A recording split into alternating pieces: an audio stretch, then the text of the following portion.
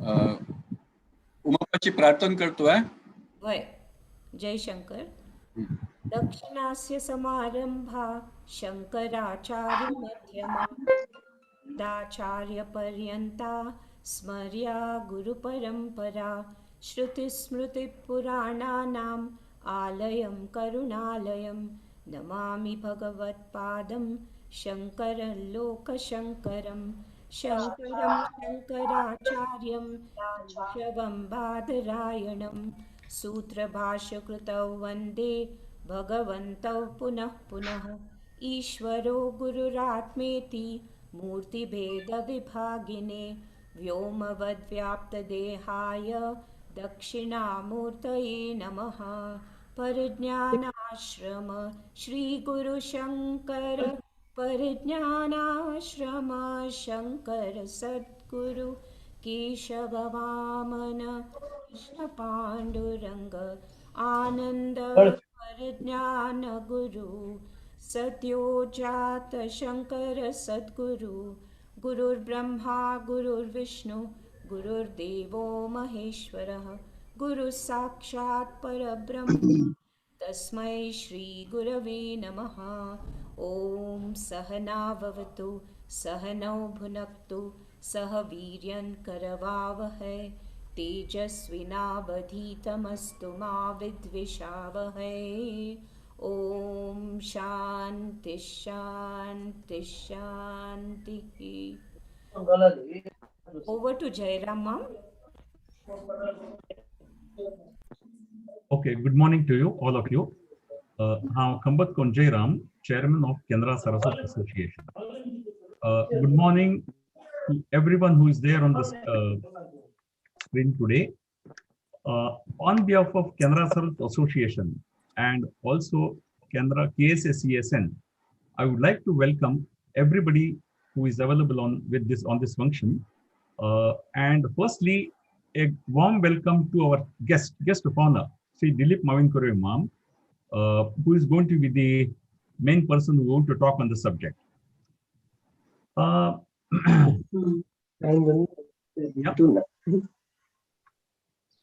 Hello. Welcome to all members as well, and also KSA-CSN Entrepreneurs Group, which will be the maximum presence on the screen today. Let me give a quick introduction. Hello. Let me give a quick introduction of the people over here from KSA and KSA-CSN. Shri Praveen Kadle ma'am, who is the president of KSA. He is the president of Standing Committee Chitrapur Mutt. He is a former managing director and CEO of Tata Capital Finance Services, and he is the chairman of Tata Auto Components Limited today. This company has got a recognition of a Company of the Year, which was organized jointly by Economic Times and World Leadership Congress. This is a recent development in the last 3 or 4 days. He is also a director on many companies of Tata Group as well as many other companies. Kishore Masurkar ma'am, he is the vice president of KSA. He is the president of Rotary Club of India, West Coast, Mumbai. He is the vice president of All India Saraswat Cultural Organization, which is a common body for all types of Saraswats. He is the MD of Entot Pharmaceutical, which is a and okay, let me tell you that this Entot Pharmaceutical is getting honor, some award or the other, every time we meet. We meet today, and suppose we meet on Zoom after 15 days, Entot gets one more award. So this is what, very recently, they have got an award for fastest growing pharmaceutical company in India in ophthalmic medicine. So that's as far as Kishore ma'am is concerned. Now I'll come to Dilip ma'am. Shri Dilip Mavinkurve. He's a Bangalore-based person. He completed his engineering from University of Goa. We have heard many people who have done engineering and done MBA and gone into finance positions in corporate world. But I have not heard many who have done engineering and then gone into banking. Very few must be there, and probably Dilip Mam is one of them. He has done many banking exams, whatever is there. I mean, I'm not quite familiar with that, but there are many banking exams. I'm sure industrial financing should be one of them, you know. He started his career with State Bank of Mysore. And during the career, he has gone on deputation to various uh, banks like State Bank of India, State Bank of Bikaner, State Bank of Hyderabad, and he came back to State Bank of Mysore as a managing director of SBM, State Bank of Mysore. This is as far as the broad introduction of Dilip Mam, but as far as the detailed about him, he himself is going to cover during his presentation, which will be coming very soon. Dilip Mam is going to talk on working capital management, basic principles of costing and break-even points, and also the ratios which are used for monitoring the business performances. So this is what Dilip Mam is going to talk. And now I will hand over the platform to Rajiv Kalyanpur Mam for further deliberations. Thank you very much. Thank you. Thanks, Jairam. Jai Shankar सगळ्यांके. सुरवेक एक विनम्र विनंती आसा. सगळ्यांनी other than the speaker, which means आतां दिलीप मात्र सगळ्यांनी तांगेल mike of करका आनी तांगेले व्हिडिओ सुद्दां ऑफ केल्यारी दिलीप मामाक चड बँडविड्थ मेळटले आनी सगळ्यांक ताचे बेनिफिट मेळटले. सो प्लीज तुमगेले ऑडियो सुरवेक ऑफ कराती. इथे मारी बॅकग्राऊंड नॉइजेस ऐकू येत असतात. तुमगेलो ऑडियो चेक कराती आणि कोणाला ऑफ ना की तुम्ही प्लीज ऑफ कराती आणि इफ पॉसिबल व्हिडिओ सुद्धा ऑफ कराती. धन्यवाद. At I'm just going to share with you all the other events which have been lined up in the month of March and one for April. At next 14th March आयतारू 10:30 गंटरी power of Google. Google and कलकल हे असती features असती which most of us are not aware of.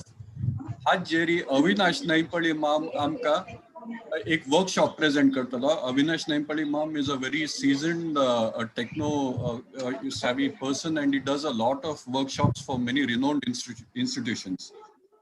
नंतर 13 मार्चाक which is a Saturday, 6 गंटरी KSA International Women's Day function asa, and many high achiever women who have done a lot in various fields, they will be honored on this day.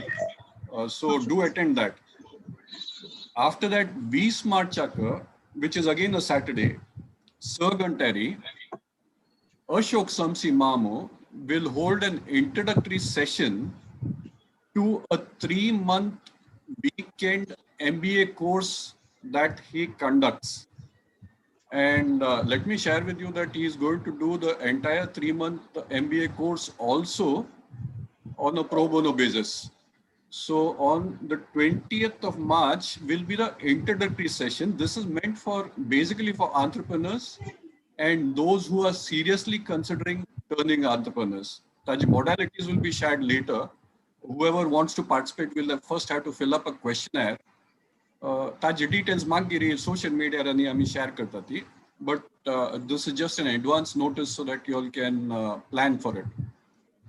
After that, 4th April, आयतार परत, Sargantari, Mayur Kalbag Mamo will be conducting a workshop targeted primarily at the UAs between 20 and 30 on ways to succeed at interviews.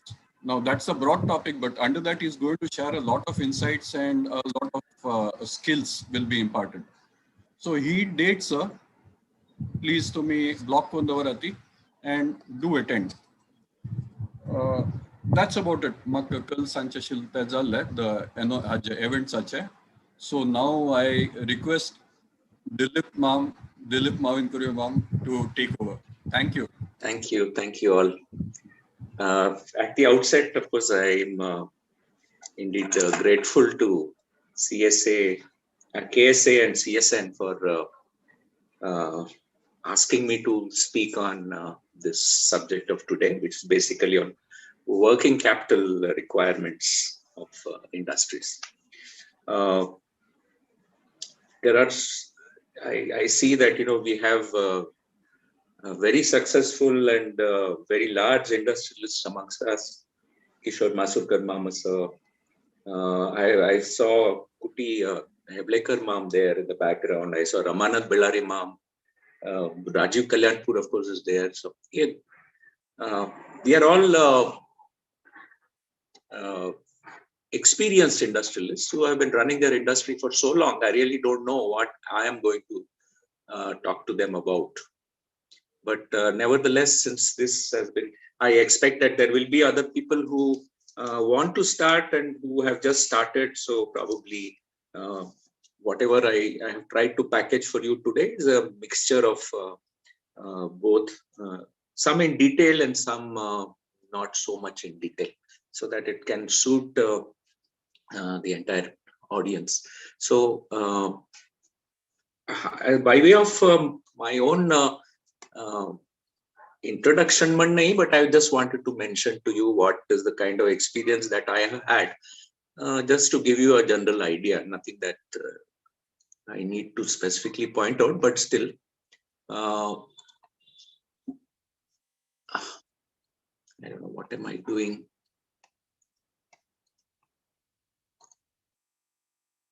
Just give me a second, please. I think I mixed up something.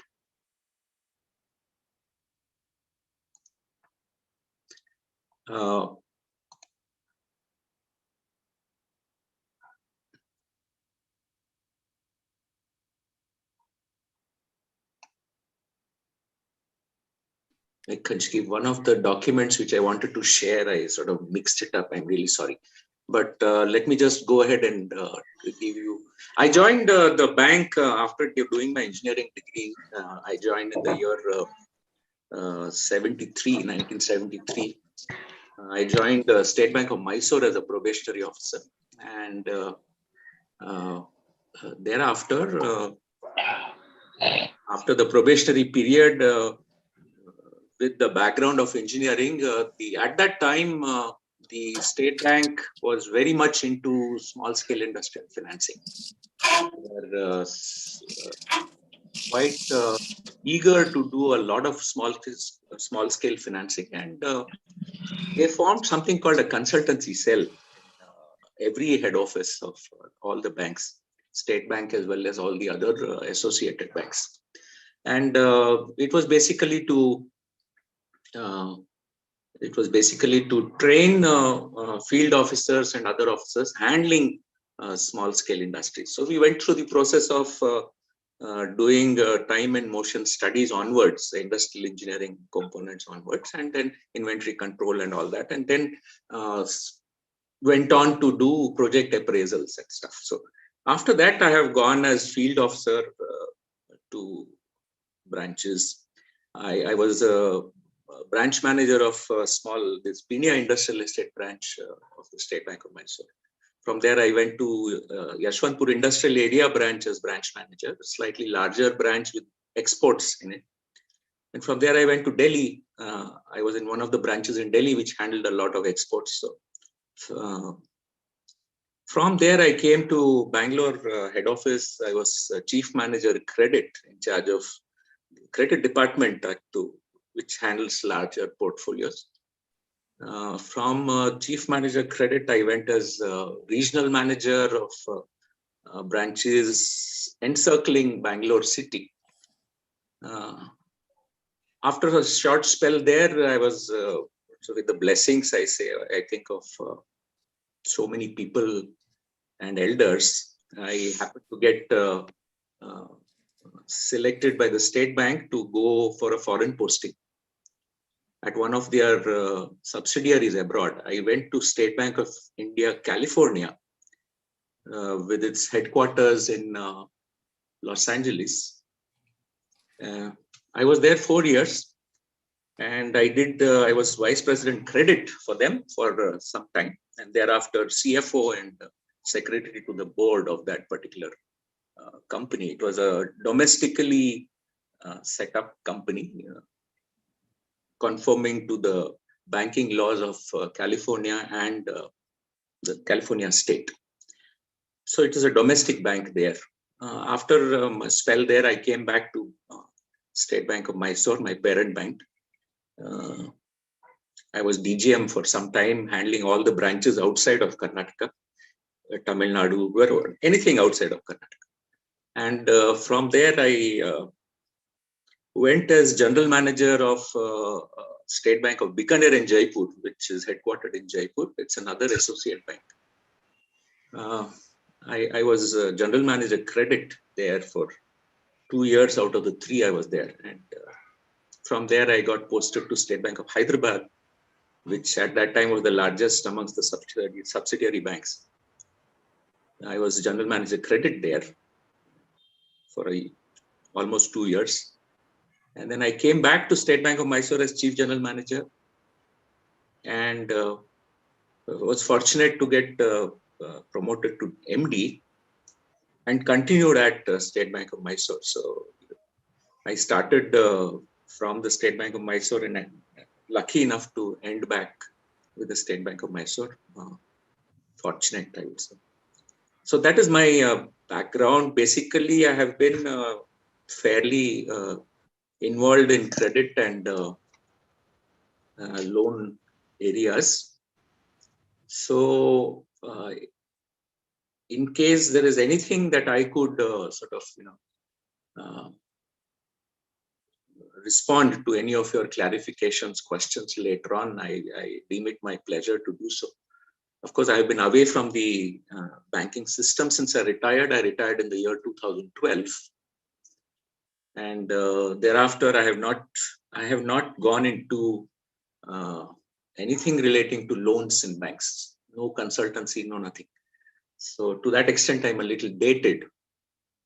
However, I hope that I should be able to at least respond to your queries that you may have. Okay, now let me come to the topic on hand and what I would like to do.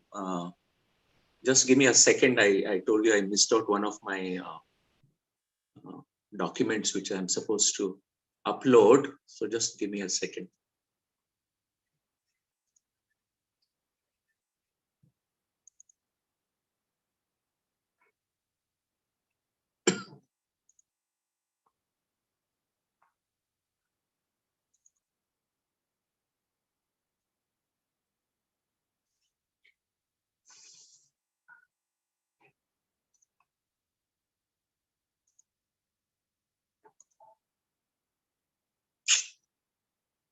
I am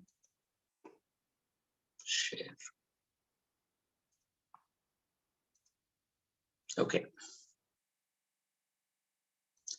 Yeah.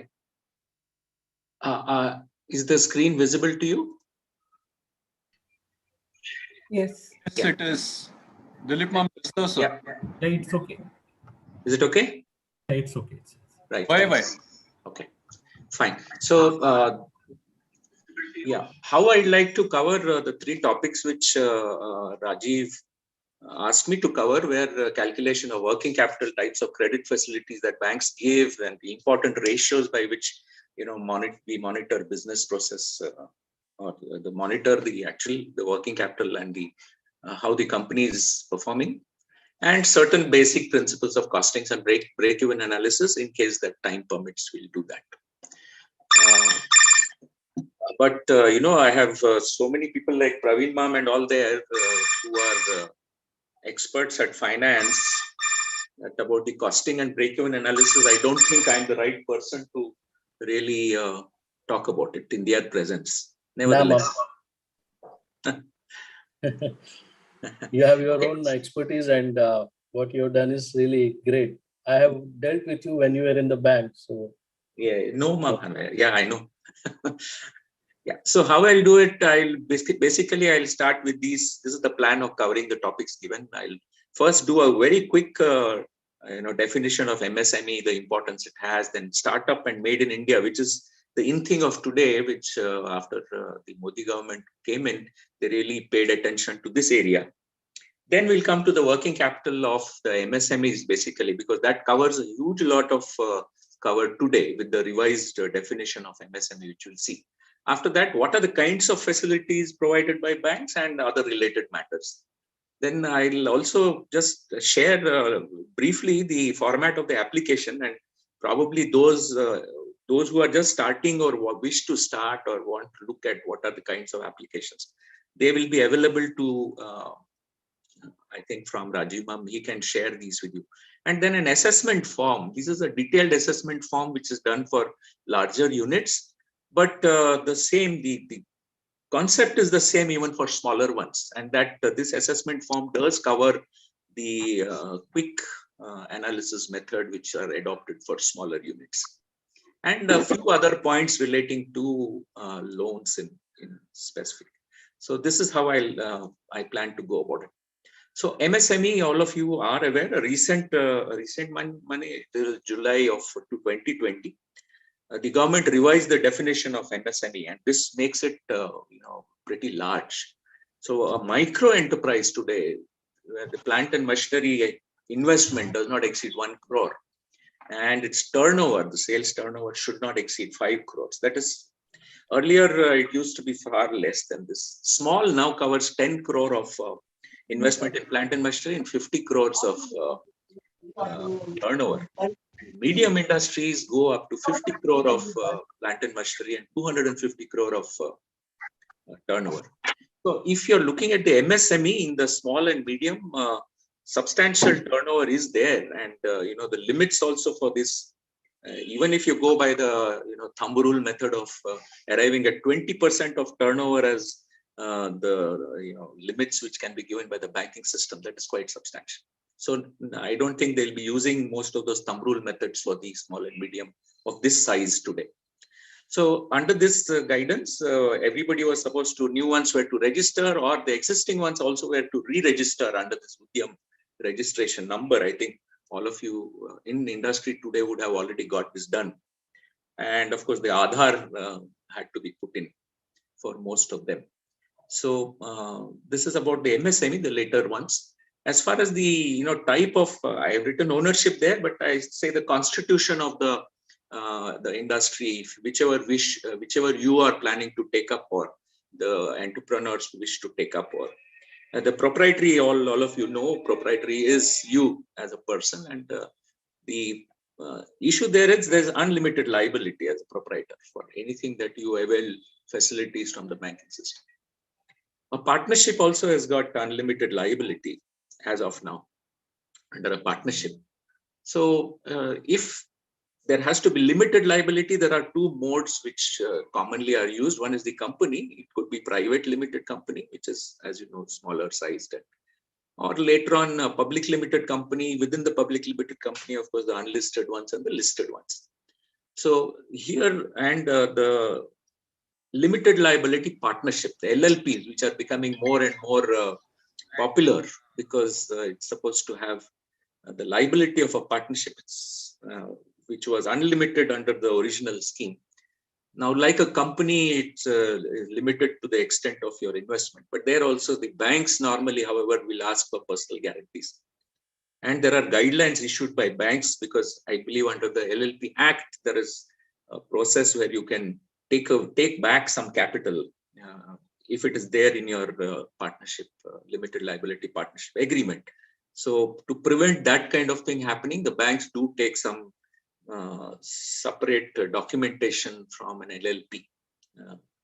That is the guidance which banks give to its operating staff today. So this is basically the what we do. Now, everybody knows, and it's been said again and again, that the MSME sector is the backbone of employment for the country, and so on and so forth. So for promotion of MSMEs, and this most of you know it, but I'll just cover it briefly. Under the MSME Act of 2006, certain privileges and, shall we say, rights have been accorded to the MSME. And a major one relates to payment to MSME within a certain period of time. you cannot earlier, the larger industries, and particularly places like Bangalore, where we had, industrial estates dedicated to a particular large industry like HMT or BEL or ITI or HAL. So the MSMEs who used to supply to the larger units, you had to wait a long time for getting their payments. So in order to prevent that kind of a exploitation, this limitation on the payments made has been put into place. It is under the Act of 2006, and therefore there is some kind of a binding on the larger corporates to pay within that particular time. And there can be a complaint mechanism. The banks also have been urged to doing this under the priority sector lending targets, which have been given to the banks. RBI gives, the government gives. So substantial emphasis is there on financing of MSME and priority sector. If it is not met, then there are some penalties. So obviously, banks do pay a lot of attention to funding MSMEs. How is this done? The RBI has something called a master direction on lending to MSME sector. You can see it on the website of RBI if you wish to. And one of the things there very clearly mentioned is that limits up to 10 lakh, loans up to 10 lakhs to MSE sector, MSE, not MSME. MSE is only micro and small, which used to be a smaller size, but now with this revised definition, it is really expanded. Up to 10 lakhs has to be given collateral free. That's like a mandate. So kindly, I mean, people who wish to start, kindly remember this. There is a mandate on collateral free lending up to 10 lakhs from the Reserve Bank. And they also encourage what is called a composite loan limit, which is under a single window concept, where you take both the working capital and the term loans. The term loans is term credit, term loans, aggregating to 100 lakhs can be taken under a single loan from a bank. That is also not mandated, it's suggested by the Reserve Bank. What other support is there to the MSE sector and startups? From the public sector in particular, purchase preferences are there. I think most of you are aware of these for MSEs participating in tenders of public sectors. And those of you who are, kindly keep, it's there in most of the tenders, very clearly mentioned. I just want to emphasize this because it saves you some amount of money under the. See, the first point I'm mentioning is on the what they call price preference. The MSE tenderers. Now, all government and public sector go by the L1 concept, the lowest quote concept, provided they meet all the technical and other requirements. The pricing, the L1, they always have to go by L1. There is no option to the public sector other than L1, excepting exceptional circumstances. So under these, while choosing the L1, if there is an MSE tenderer who is quoted L1 plus 15, that is the price band within which, if he has quoted within that price band of L1 for plus 15, that tenderer has to be given an opportunity to match L1. Okay, an opportunity to match L1 price. And if he does, then he has to be given 25% of the tendered value. So this is like a reservation, you could say, to in a particular tender. He has to match L1 price, no doubt about it, but 25% is a reservation.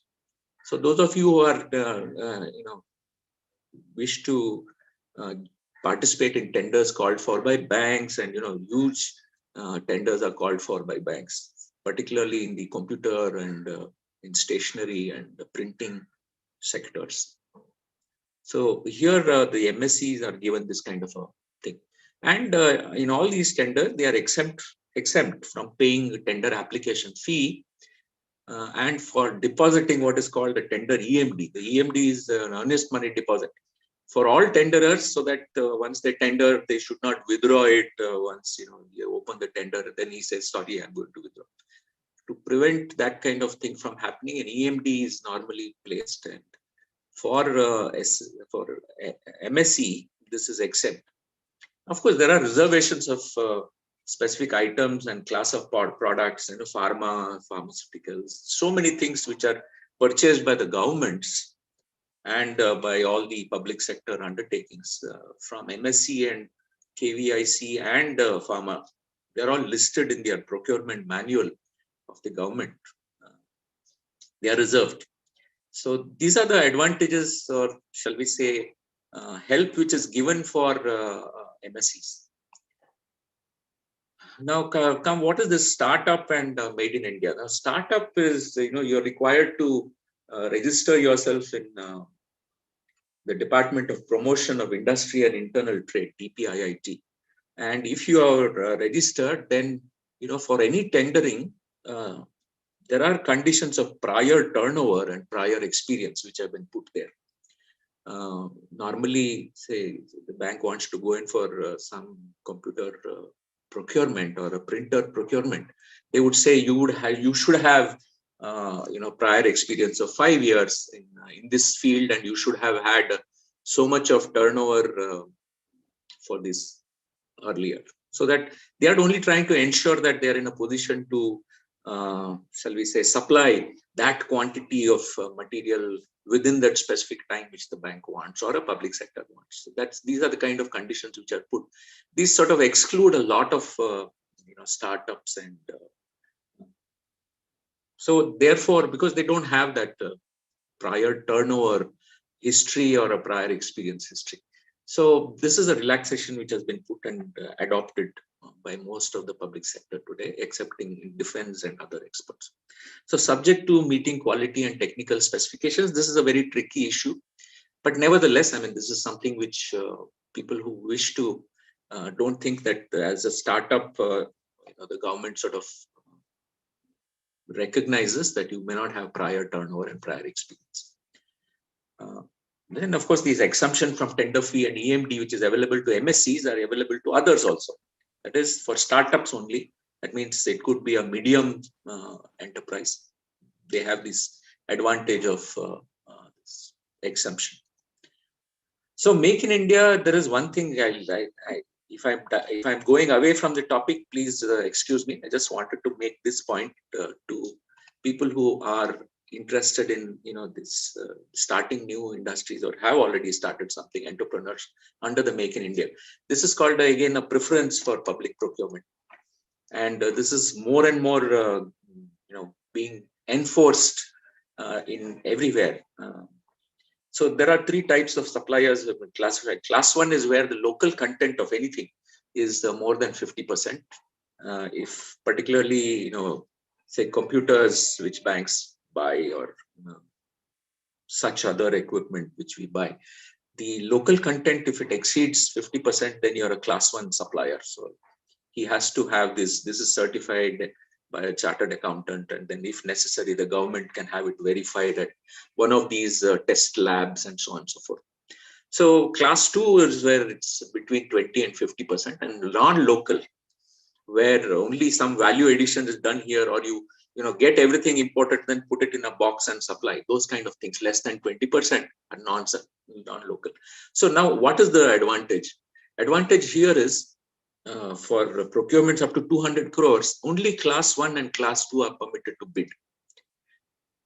Very rarely local, the non-local is permitted, but otherwise it's only local. So it's basically you have to have some kind of a manufacturing activity within the country.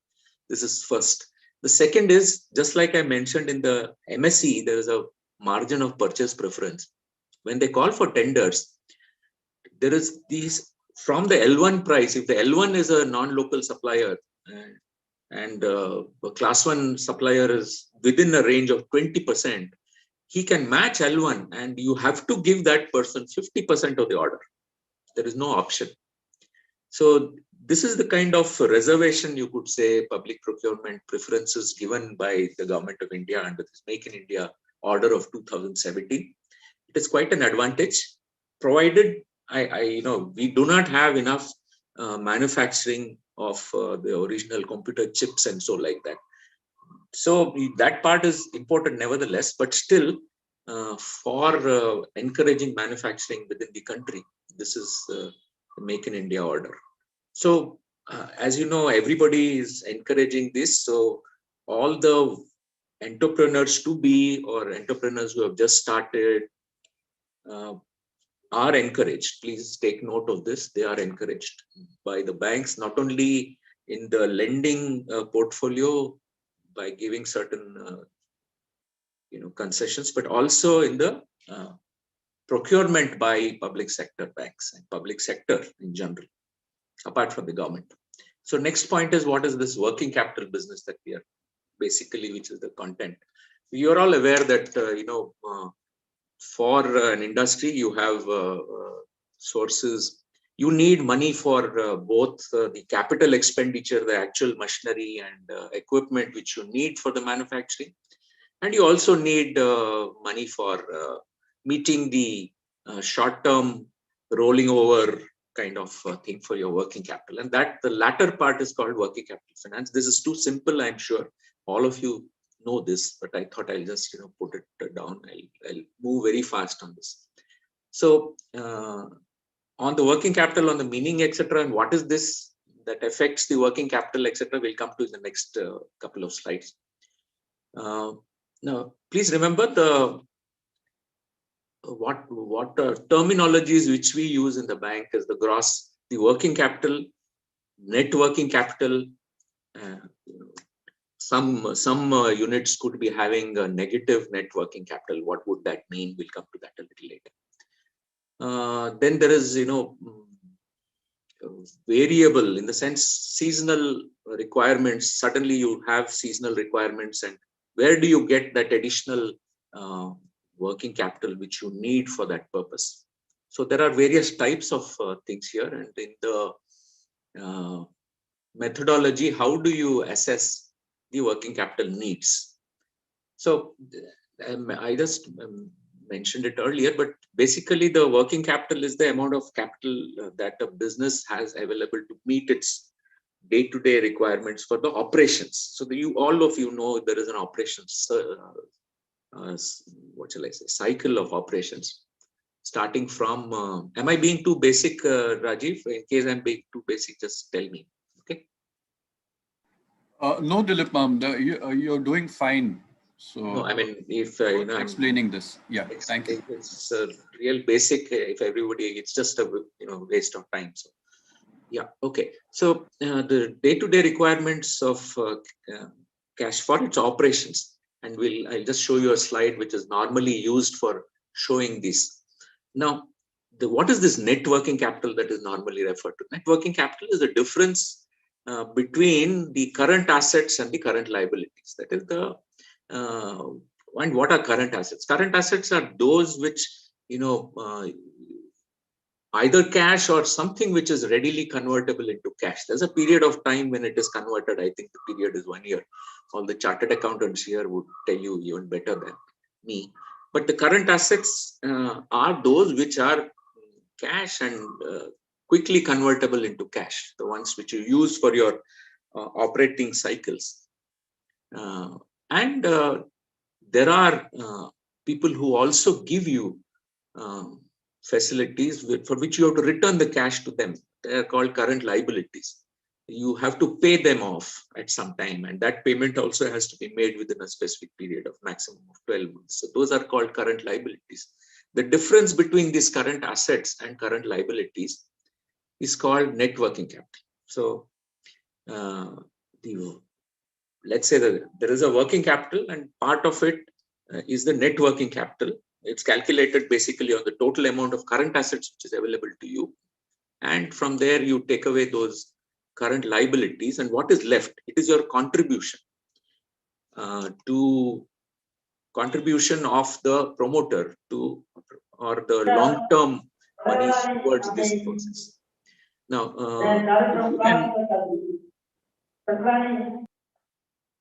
if you can think of how a balance sheet would look like,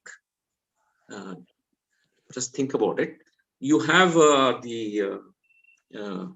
your capital on the left-hand side of the balance sheet, if you can just imagine that. Capital, then you have long-term liabilities, then you have short-term or current liabilities. And on the other side of the balance sheet, you have contra side of the balance sheet. You have fixed assets, you have certain non-current assets, then you have current assets, and finally you have the losses in case you have. So if you look at it, when you're saying current assets less current liabilities, it's also the same thing as your capital and reserves and long-term sources of funding less the fixed assets. So what is left from your capital and reserves and long-term funds that you have at your disposal? After you have invested into your fixed assets, what is left is your contribution towards the current assets. So, or the, that is the net working capital. I don't know whether I'm making sense, but that is how it is. So, the operating cycle, everybody knows this and they're familiar with this kind of a figure. You start with cash and procure raw material, works in progress, finished goods and receivables, and then it goes back into cash. There could be a few other wrinkles in this, something like you have to give advances sometimes, you have to give advance payments to your raw materials suppliers. It's not just raw materials which you have. So in this cycle, what is called the operational cycle, this entire money which is there is your working capital. As I said, you could add a few things here. So what affects this? What affects this? Now, this cycle, which every industry has, every kind of business has, it would depend on the nature of this business. Why do I say that? Because, you know, the raw materials which you have, you're required to store with you or stock up with you would depend on so many factors relating to what the nature of that raw material. If you were a sugar industry, for instance, you know, you have to have, it's a seasonal one, as you know. So sugar cane comes only in particular seasons. So that is a different kind of you know, during a particular season when it is cut and supplied to you, you need a huge amount. After that, you have no raw materials. It could be any other industry which has got different kind of raw materials. Each one, it could be imported raw material, it could be domestic raw material. So depending on the nature of the industry, your working capital requirements for each of these categories changes. The size of business and scale of operations also definitely it changes. The volumes of your cycle can be very large. It could be very quick. The business cycle I'm talking is the manufacturing cycle, which your production cycle could be very small. Value additions could be not too much and very fast, rapidity, or it could be a very long drawn out process where, you know, you get raw materials, maybe cloth for a garment manufacturer, then you have to send it out for getting it printed, dyeing, printing on the material, then you get it back and then you again supply it to another manufacturer for getting it cut to size that you want, and then finally you do your in-house working. It could be like that, which takes a very long operating cycle. So your total requirements would depend on all this.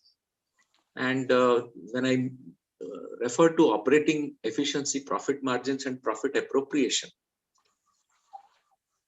I'm only referring to this.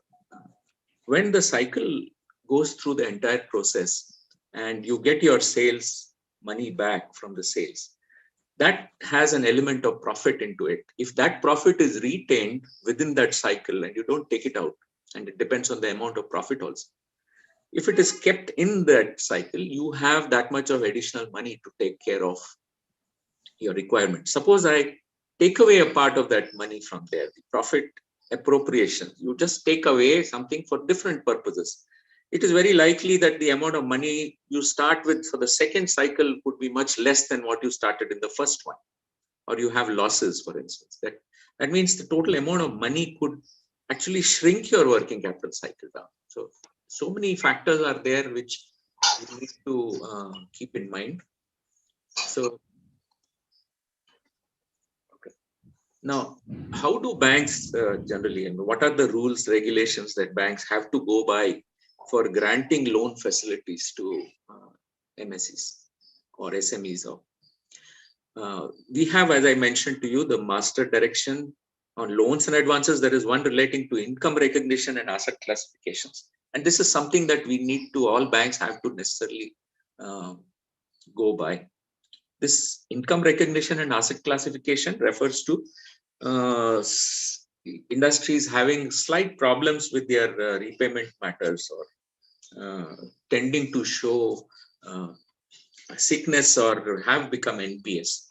So that is very important to banks today. So we normally, whatever guidelines are there of Reserve Bank, we normally take that. Every bank has its loan policy where they decide on how much exposure they will take to any individual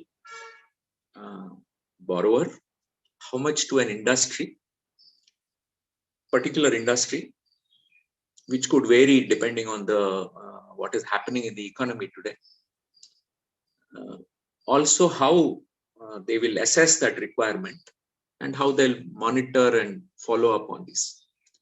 So this is normally the loan policy of the bank. So the grant of loans would depend very much on this extent. Of course, large industries, you might have the problem of exposure constraints, which of course the banks today are merged and become very large. You may not face this currently, but when say State Bank of Mysore used to be there, which was not a very large bank, we had a limitation on the amount of exposures we could take on very large industries. So we had to necessarily share in a consortium or exposures to sometimes very good industries, but which we had to could not keep everything to ourselves. We had to necessarily share it because of the exposure constraints. So then this is something which I just want you to keep in mind. Those of you who are approaching banks or want to approach banks, there's a fair practices code for lending to MSME. It's a commitment which is declared. It is available on the website of every bank, and it is monitored by BCSBI. It's called BCSBI is something called the Banking Codes and what Standards Board of India.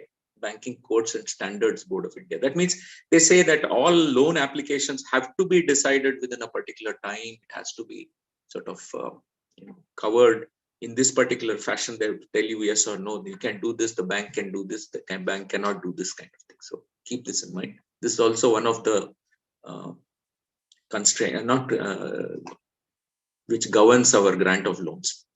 And then the government of India, which is normally backed by the Reserve Bank, have, I told you, priority sector lending norms and guidelines, and this master direction, which they issue for specific lending to sectors like MSME sectors. This is the general guidelines. Now, these are the approaches which banks take for granting working capital limits by banks. The mostly used one for larger units, at least, is the what is called MPBF method, the maximum permissible bank finance method. We'll look at that a little closely later, but that is the method which is adopted, MPBF method. Then you have the projected turnover method, which is a very simplified method which had been suggested for small scale industries earlier, and then it became the MSE and so on and so forth.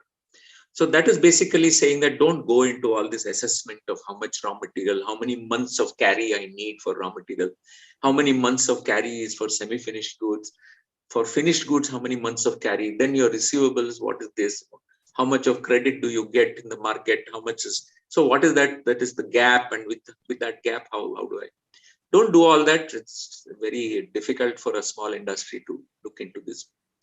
So go by the projected turnover method, which is what? You take 3 months of turnover, projected turnover, and say that that is the working capital requirement. It's a very simple method.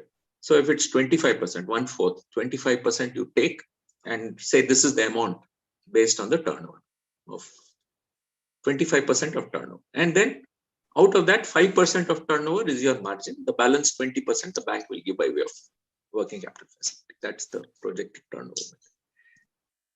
More and more banks are now adopting the cash budget method. For larger of the industries, apart from this, MPBF kind of methods, which were very, very popular, but also had a lot of other effects while putting it into place. The cash budget method is also suggested, where you take now most of the loans, the working capital loans, I am told these days, is given by way of a combination of a fixed kind of a loan within that component, which you have to repay by the end of 12 months. And there is a variable component which helps you take care of fluctuations in your either inventory or requirements.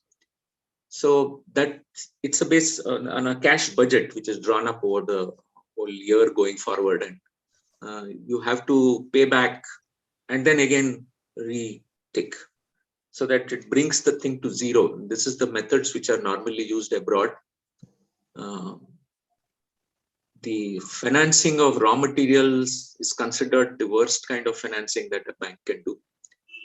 Hardly anybody does it, excepting when there's a guarantee of something called a small business administration, government guarantee. Hardly any bank gives money like the way we give money. We used to give money for working capital here. But that method is also one which we need to keep in mind. So I'll just go to the next item now. What are the kind of facilities? Very quickly, I'll take you through the terminology which is used by banks, just to get people who are entering this field familiar with what it is. Some terms: a pledge, a hypothecation. This is normally used in for working capital purposes. Pledge. This is a concept of actually handing over your warehouse keys locked to the bank, and you're withdrawing as and when you require after paying for it. That is a pledge facility. It used to be extremely popular for industries which had very huge requirements of imported material. They had to get it for the purposes of reducing the costs. They would buy it in bulk and keep it, and release it in stages. So banks used to have, State Bank at least used to have a pledge facility, cash credit pledge, we used to call it, lock and key. And a godown keeper would come and release that stock. Even now, when people use or import huge quantities or buy huge quantities for the sake of cost reduction and have to use it over a period of time, the pledge facility is used, but hardly these days, because pledge is something which cannot be registered in the books of a Companies Act, under the company register of companies. Pledge is not a facility. So more and more, the easy form of going in for hypothecation has come about. And these days, most of the facilities would be hypothecation, cash credit hypothecation. Some banks would call it open cash credit, like Kanara Bank, I think, calls it OCC. State Bank call it cash credit hypothecation over stocks and book debts. It's all clubbed to hypothecation. This is something which is registrable. Now, the difference between the two is in a pledge, because the goods is with the bank. It's pledged to the bank. The bank need not take anybody's permission or any steps. It can go ahead and sell that by private sale if necessary. Whereas in hypothecation, there is a process which has to be adopted. It can't be just done like that. So there's a process, and you have to undergo that process. And very rarely, let me put it, when you need it, hypothecation, recovery from hypothecation gets you nothing. That is very practical, which we have experienced. So next is mortgage, and that is normally used in buildings, and you're very familiar with the word mortgage. And mortgage normally, what is done, by and large, what is done is what is called equitable mortgage, or mortgage by deposit of title deeds. of the property. It does not require registration, this method which is adopted, because registration costs a lot and causes a pain in the whatever, going and getting it registered.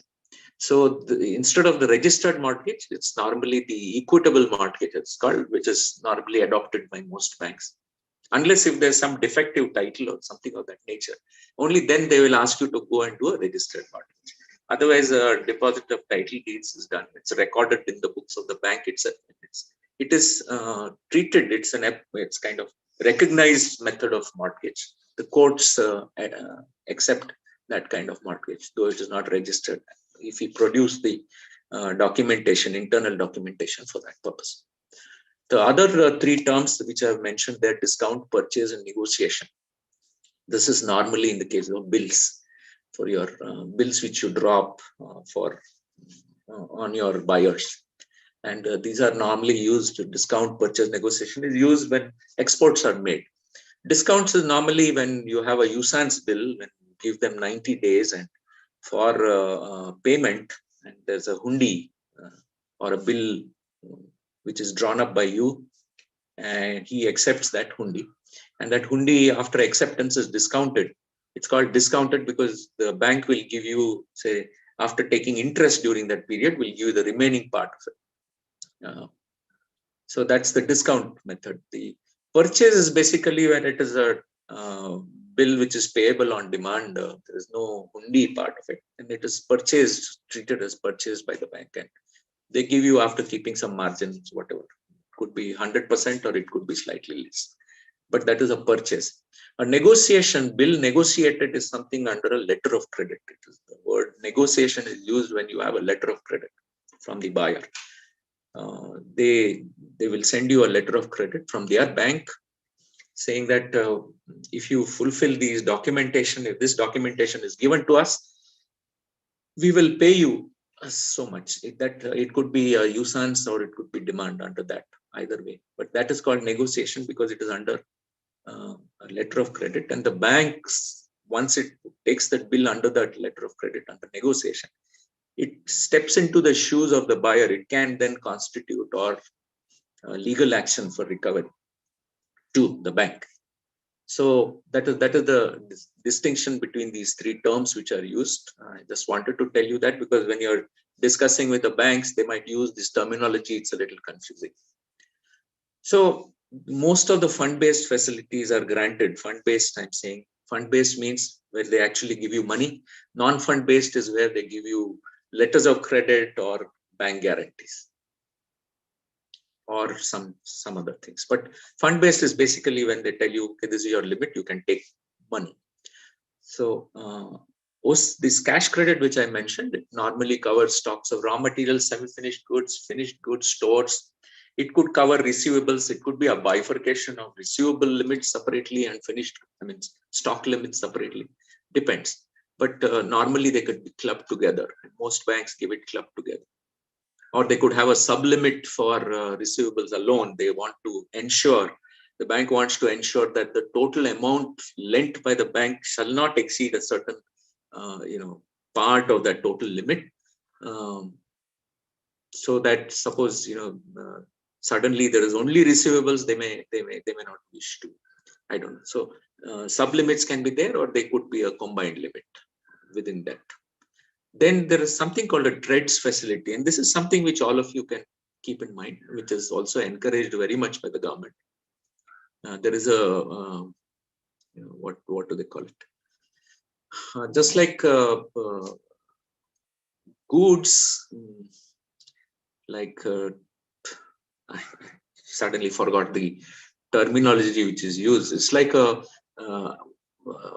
what is NSE where they trade. So something similar like that. It's, people can buy and sell on that.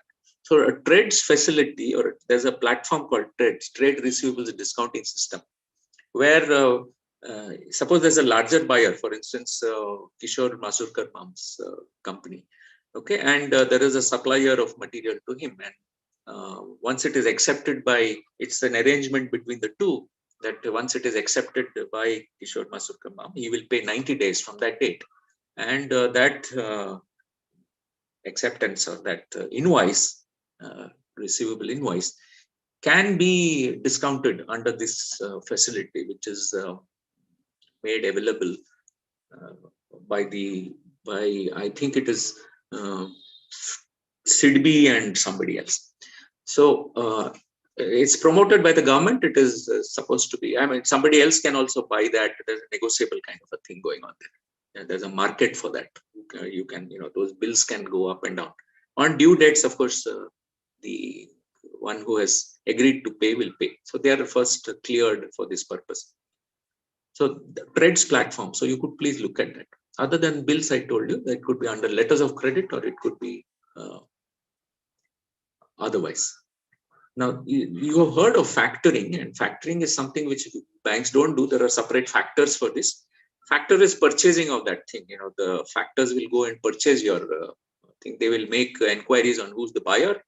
They will sometimes fix credit limits on him. They might take an insurance cover based on his credit in the market, credit insurance.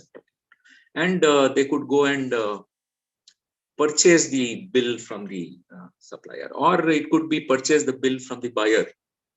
Either way, they could factor. Even factoring, normally it would have been, if he's got it insured, normally it would have been without recourse factoring. But sometimes with recourse factoring is also done. The same thing, factoring is called forfeiting when it is sent abroad. But there are factors. Can Bank factors is one, SBI factors is another. There are so many factors. Even private sector, there are a lot of factors. So the composite term loan I mentioned to you, this is what RBI permits, only up to 100 lakhs, because they don't normally want a combination of term loan and working capital. Very difficult to assess whether that is, payments are coming in properly or not. So they don't really like more than 100 lakhs. So under non-fund based, those are fund based. Non-fund based, all industries, whether small or large, will require some component of this.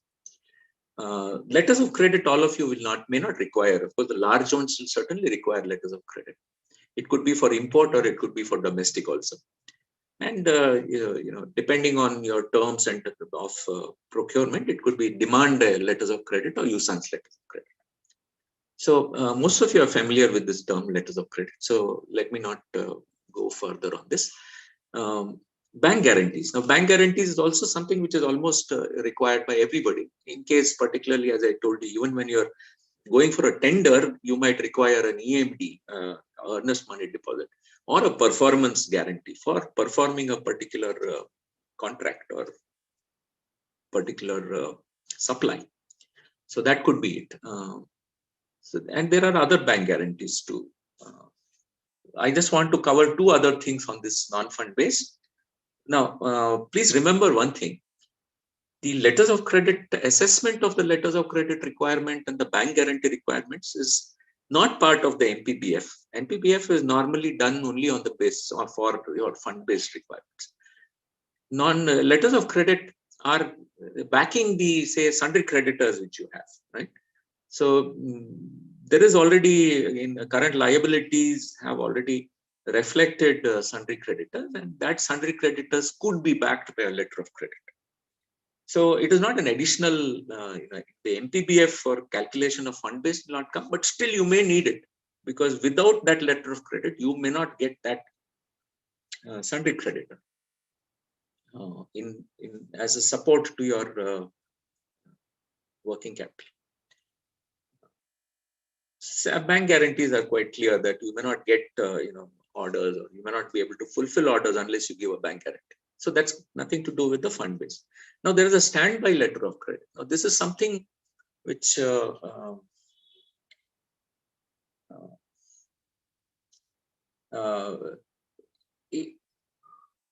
it is an ongoing letter of credit. Let me put it that.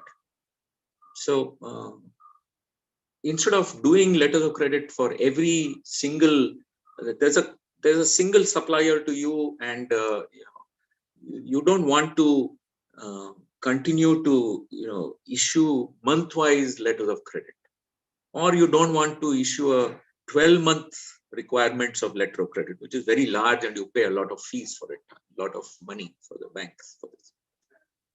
both at the other end as well as your end. So standby letter of credit is like a bank guarantee actually.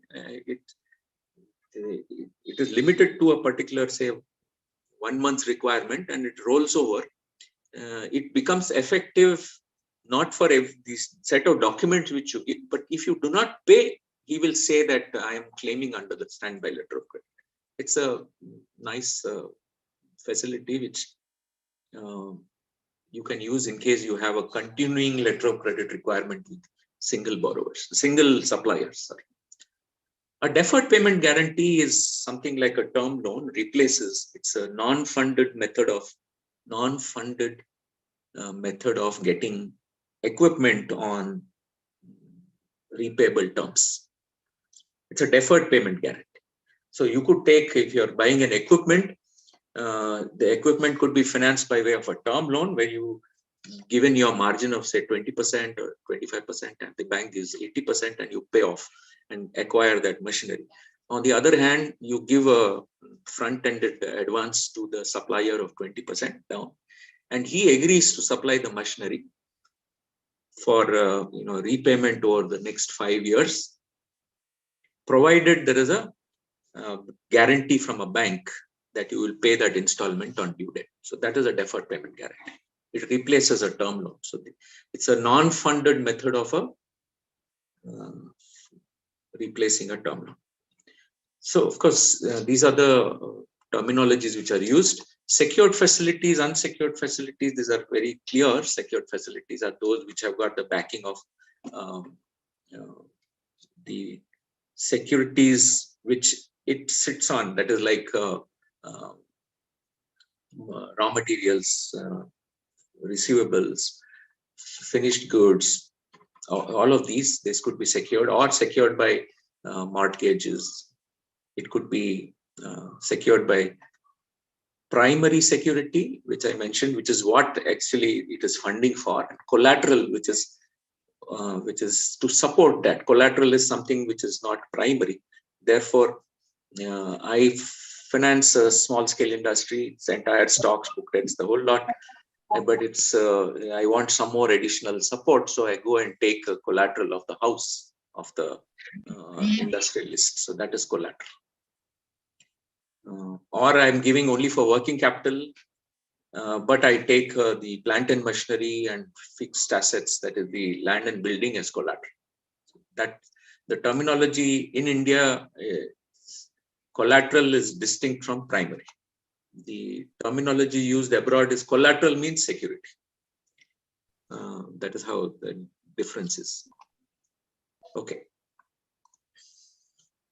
So it's two slides, small slides relating to export credit. Basically, I just wanted to cover for those of you who are in exports. Most of the export facilities granted by banks are either by way of packing credit.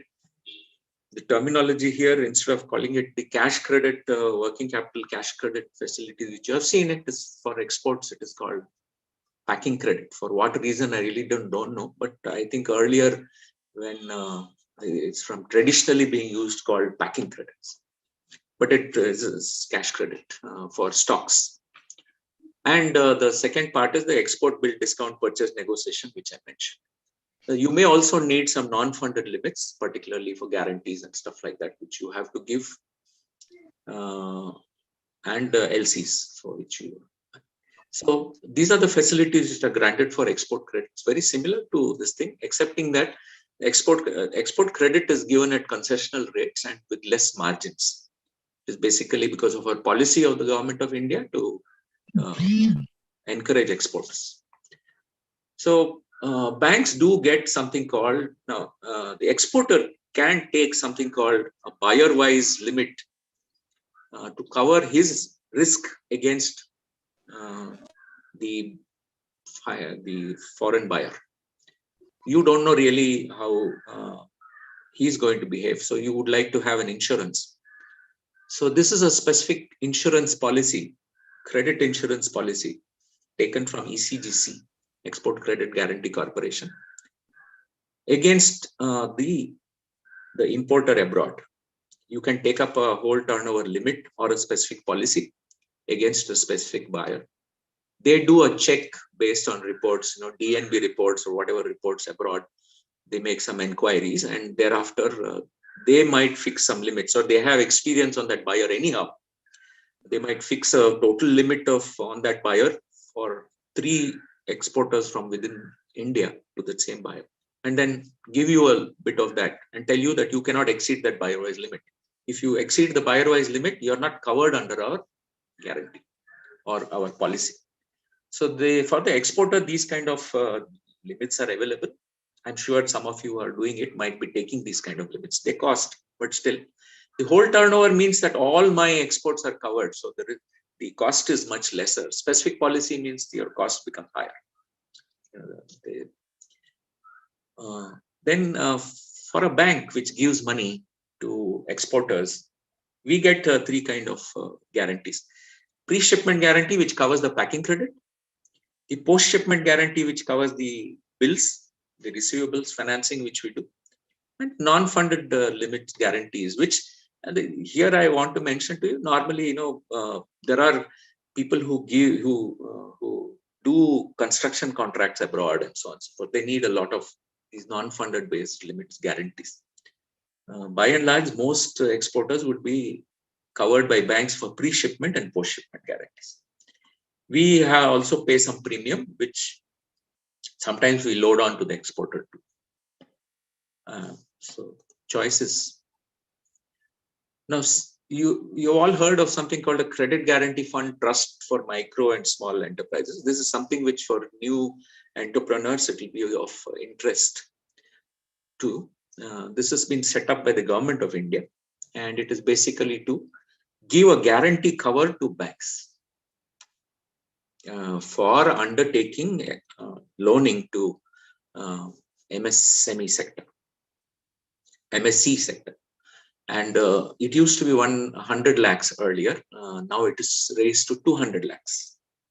So up to a maximum amount of 200 lakhs exposures. For retail trade, it is 100 lakhs.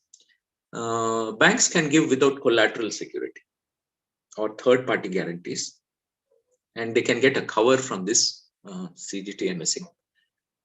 They have to pay an annual guarantee fee, which normally government says you can recover if you wish to. Recently, they have also come up with a hybrid security product where a part of the limit is covered by collateral security. Over and above what is not covered by collateral security, you can do a cover with the credit guarantee fund trust, CGT MSC, up to 200 lakhs. So it's a hybrid. Only thing is, in this hybrid, the CGT MSC will also have a pari passu or proportionate. Pari passu is proportionate. Pari passu charge on the collateral, apart from the primary securities. So in other words, in case you do not have any collateral security, collateral, as I again repeat, it's something above the primary security, your house or your third party guarantee or something of that nature, that is collateral. So if you don't have to give up to 200, the banks can get a guarantee cover from the CGT MSC. So the cover available to banks is 75% of this amount. They have to bear the remaining. For retail trade, it's only 50%. There's another scheme which came about only after this thing, restructuring of MSMEs. They are very vulnerable, the MSMEs, the very small ones in particular, the startups and all that. They become very vulnerable to so many forces when they are working, that they need restructuring at times. And banks find it very difficult, to rather hesitate to restructure. Should we put money, more money, etc., etc. So to encourage this restructuring, the credit guarantee, this trust has brought up this scheme for giving a subordinate debt. Banks give personal loans to the promoters to equity to bring in. That money is used by the promoter to put in equity into this ailing MSC and as a restructuring plan. And that amount is this subordinate debt is guaranteed by the CGT MSC. Okay, so how do banks really go about this process? What is covered in our loan policies? today, due diligence of the applicant and borrower is done by various other methods now, because of the very strong, shall we say, need to adhere to KYC AML norms, and there's something called a beneficial owner, that who's the actual person behind the show, who's the actual owner, whereas he could have a front man, he could have a partnership of three, but the actual guy who promotes it is at the back, beneficial owner. So they have to go into these areas when they identify who is the borrower, who is the real borrower. So this part they are doing even for opening of accounts, mind you, and we have all gone through this process very recently. It's gaining more and more traction, this beneficial owner thing of KYC and AML. Then, of course, credit history of promoters. And for promoters, you're aware that, we have each one of you is encouraged today. You must have got so many advertisements asking you to check your credit score. So basically, this is available. Once you apply for a loan with any bank, there will be an undertaking from you which you will sign, saying that you permit the bank to make these inquiries, credit inquiries from the credit information companies. Credit information companies could be these ones which do your individual rating, or it could be the larger rating companies if you already have an industry. So that credit history becomes very important. Then they will check on the defaulters list of RBI. There is something called a centralized registry of large borrowers, CRILIC, which you have seen there, which RBI maintains. So checks would be made on that. And then for large borrowers, I think now the cutoff is 50 lakhs or 1 crore and above, all loans of 1 crore and above. Code is given now, legal entity identifiers code. This was not there when I used to work in the bank. It's been introduced. So it's like maybe you get a code just like an Aadhaar card now. And that is sort of permanent. And this is going to be legal entity identifiers code is going to be circulated all over the place for large loans, probably even abroad. So the due diligence part is quite a substantial part of your of a loan application form these days. Of course, the purpose of the loan, obviously, they would come and check and see what you're planning to do or what you want to do. The financial position of the borrower, they will ask for all the details of primary, what is it that you have got, primary and collateral security. And if there is collateral security of land and building, etc., they will check on something called a CERSAI registry. Now, CERSAI registry is something which has also come into place over the last 10 years or so, where a centralized pool of mortgages made by various people is kept. It is, central pool. So they will check and see that the property which you are offering has not already been mortgaged to somebody else, and so on and so forth. These are all the credit checks which are done. These days, with technology available, it's becoming more and more, detailed. Then banks have something called an internal credit rating model. Every bank has its own credit rating model, which they have been given, or rather they have obtained from sometimes a credit rating agency or internally devised. Now, State Bank, for instance, has one which has got a 16 graded SB1 to SB16, and there is a hurdle rate, as I mentioned, of SB10. And if you don't fall within that SB10, they might say, sorry, we cannot lend you money. So there is how does this internal credit rating work? I'll just quickly take you through that a little later. Now, the hurdle rate also is used for pricing your loan. This is a risk rating model. So the higher the risk, the higher the interest rate. That's how it goes. So this credit rating, which I mentioned to you, of course, the top part of it, CRILIC, which I mentioned, is a central repository of information on large credits that is maintained by RBI. The credit risk assessment process is here. There are three models: one up to 50 lakhs, the smaller, the quicker, the simplified model; one up to 500, and one beyond 500. And if there is a, say, score of 100 here, financial risk is 55%. The business and industry risk is 15%. And the management risk, which is basically you and your track record, would be 30%. So this is how it is devised, at least as far as I know, in State Bank. And out of this 100, as you say, the major part is the financial risk, and this is based upon balance sheet analysis. So what are the ratios which are normally taken? Because part of what was asked is, what are these ratios which banks use to assess the financial risk of a person, an industry? So these are the major ones, and each one of them have been given a score. The highest scores which you get are basically on this total outside liability to tangible net worth. This is the expansion of this total outside liability divided by tangible net worth. It is debt equity ratio, a little broader debt equity ratio. Debt is, otherwise it's not just the long-term debt, it's the total outside debt. And the equity is your tangible net worth after you take away any losses which are there from the capital, right? The next is the current ratio, which is all of you are familiar with the current ratio. It's current assets divided by current liabilities. So if you ask me, okay, what should an ideal current ratio be? Ideal used to be 1.33 earlier. That is, you should have a current assets more than 33% of your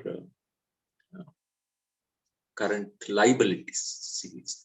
So the CR, or current ratio, is 1.33 is ideal. There is a cutoff at the bottom. It can't be lower than a particular figure, otherwise you will have no marks.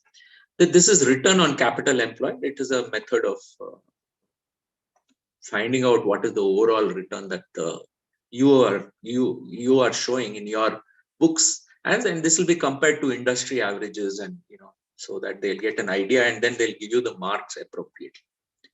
This is another this thing of interest coverage ratio. This is called. It's profit before interest and tax divided by interest.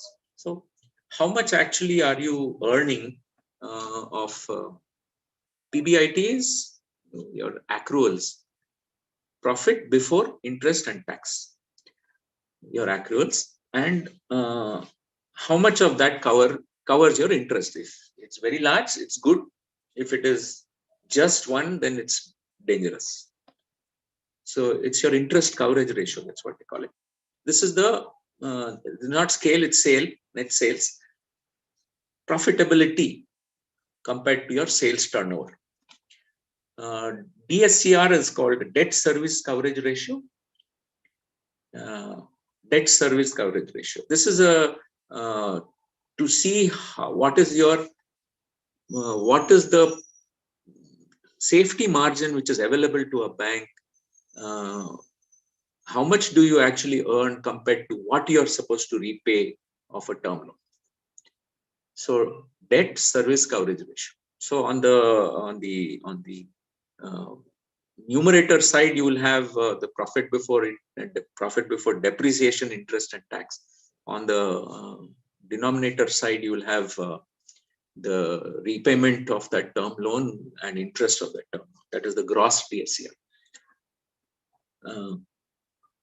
Cash conversion cycle, how quickly you are converting your cash back into cash after going through the working capital cycle. Some elements of forex risk are given here. If you are overly dependent on imported material or overly dependent on your exports, some element of forex risk is assessed. And then aging of receivables. So this is another area.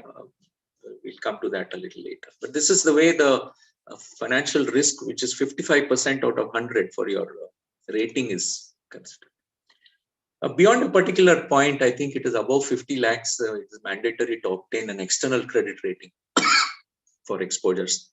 Here is where you go to CRISIL or CARE or ICRA or wherever and get them to give you a rating. So there are these accredited agencies. I believe there are 7 of them today. So they'll give you a rating. It is A, triple plus, going down to D. D is default, of course. So this also has some element of plus or minus, which is taken into your rating. Before I just go further, I just want to cover one ratio because we did this debt service coverage ratio, which I just covered now. And so I thought I mentioned to you two terminology, which is very popular today, which is called DCCO, or date of commencement of commercial operations. Now, this happens when you have taken a term loan, or particularly if you're doing project finance. You've got you're doing a infrastructure thing facility, and you're setting up infrastructure facility or a project. Now, this is actually the date when you're going to do commercial operations. Why is this important? It's basically that in case you do not start paying within that particular date, after that date, your account becomes NPA, and banks are very careful about the NPA part. And restructure has to take place within such and such. The Reserve Bank have given a lot of guidelines on how to restructure it. And all of this depends on the DCCO. So because of this restructuring of assets, and whether that when you restructure, whether it's still treated as standard or it's already gone to substandard, and no bank wants to deal with substandard or worse accounts. So this is something which you need to keep in mind, DCCO, in case you are looking for project finance. Then the debt service coverage ratio, which I just covered now, net profit after tax, depreciation added back. These are the total cash accruals. A and B will be net cash accruals.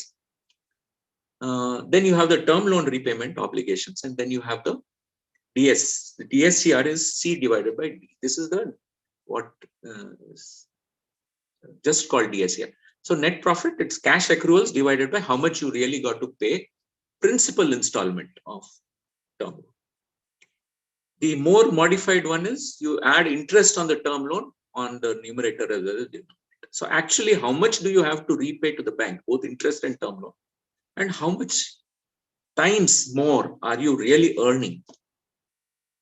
So if this ratio were 2 or plus, it would be very comfortable. The bank would grant you that loan without taking too much time. So these ratios are only taken for that purpose.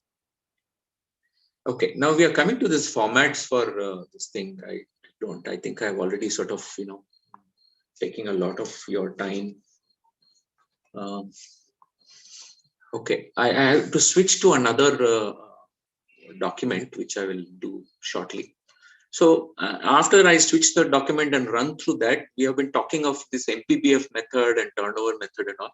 So one very kind of simplified statement of analysis, because this is supposed to be a workshop, I thought I'll put it up for you to look at, and then do a very quick view analysis. Just by looking at it, if you're able to analyze something, we'll do that and then come back. So before I go into this analysis, I just take it out from here now. Stop share.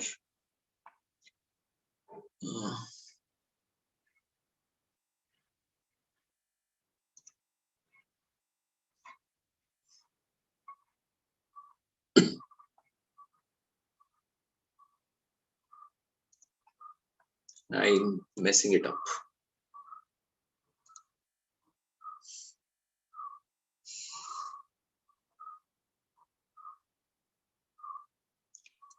I'm sorry, just give me a few minutes, I'll come.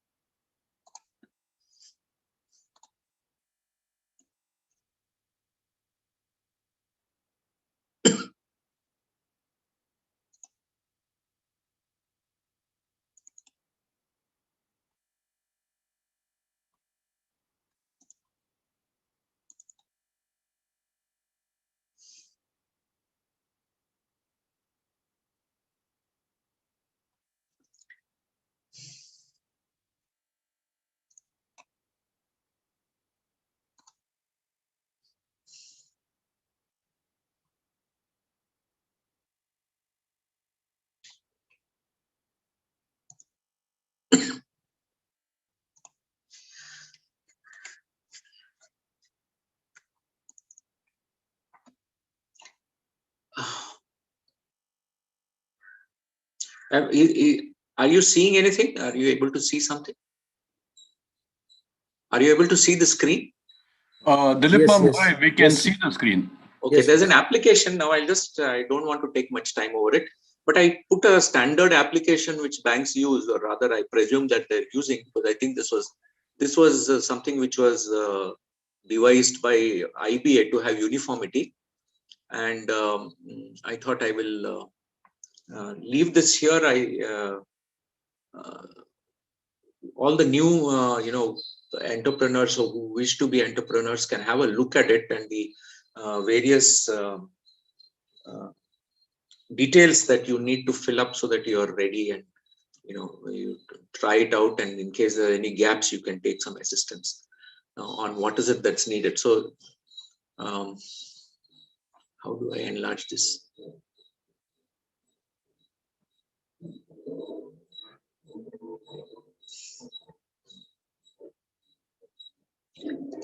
Not able to enlarge. Okay, there's a detailed biodata form, and here this is the details of the if you're an existing unit, existing fixed assets, and this is where they'll do the, in case you have this is the projections of performance and profitability statement, and this is something which we will come to in the next format, which I'll show you in Excel sheet, and there probably it's almost the same. So just have a look at this. This is a profitability statement, and thereafter there'll be a cash flow statement based on which they'll do the cash flow method of assessment, and then you have the projected balance sheet of assets, liabilities, and the assessment of working capital requirements, which is the critical part of ultimately what you will be asking the bank to fund you. So this I'll leave it there, and probably you can I have shared it with Rajiv ma'am and Rajan ma'am. Whoever wishes to are interested, rather, in case you want to have a look at it, please do. Okay, then we'll look at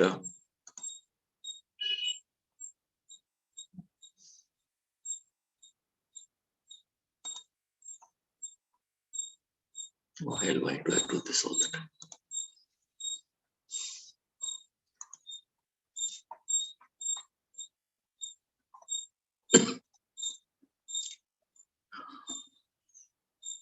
This is not enlarging. Can you help me, Rajan ma'am? Just put it on full screen. This is not enlarging. Yeah, Dilip ma'am, I think you will have to maximize it from your computer. Okay, fine. Right. It's not enlarging. Yeah, Dilip ma'am, Is this okay? Okay. Can you see it now? Right. If you can see it now, then this is the standard format which normally what is called CMA I think assessment. there is an echo from your side. From mine? Standard format which normally what is called CMA assessment. Echo from your side. Yeah, possibly is there someone else watching on the YouTube or something? Ah. Yeah, possibly is there someone else watching on the YouTube or something? Ah. Yeah, possibly is there someone else watching on the YouTube or something? Or I think everybody please, other than Dilip ma'am, everybody please mute their speakers. Okay. I think something happened. Can you hear me? Okay. Right. So this is the standard format which is used. It's called the CMA format, basically. And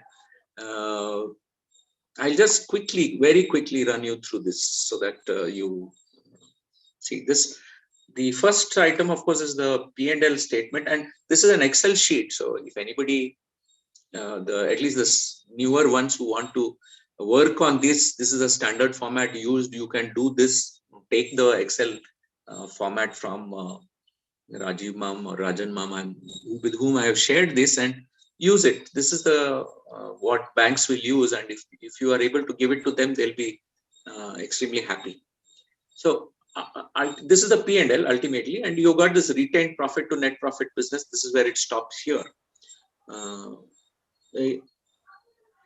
Here, the only thing kindly keep in mind, I just wanted you to see this. That is, as I told you, some amount is blocked in works in process. And for works in process, assessment of the, what shall I say, how much is blocked in works in process, how many months it works out to the cost of production. It is split here as cost of production and cost of sale. Okay, on the screen, you can see. So there are two of these. The first part that takes care of works in process, and then works in process semi-finished goods, you could call it. So that is cost of production. After that, you add the opening balance of finished goods and closing finished goods, and then come to cost of sales. So these cost of sales, cost of production has been specifically mentioned. We'll come to that later. You will see it. I just want you to look at it. That's about it. Now, this is the liability side of your balance sheet, and here your shareholder funds or your capital equity, depending, of course, this has been devised for a company, for partnerships or for others, it will be modified to that extent that it's not required. So take in mind, revaluation reserves, though you put it in, will not be, because your balance sheet, it will take care of both sides. The revaluation reserves are normally ignored by the banks.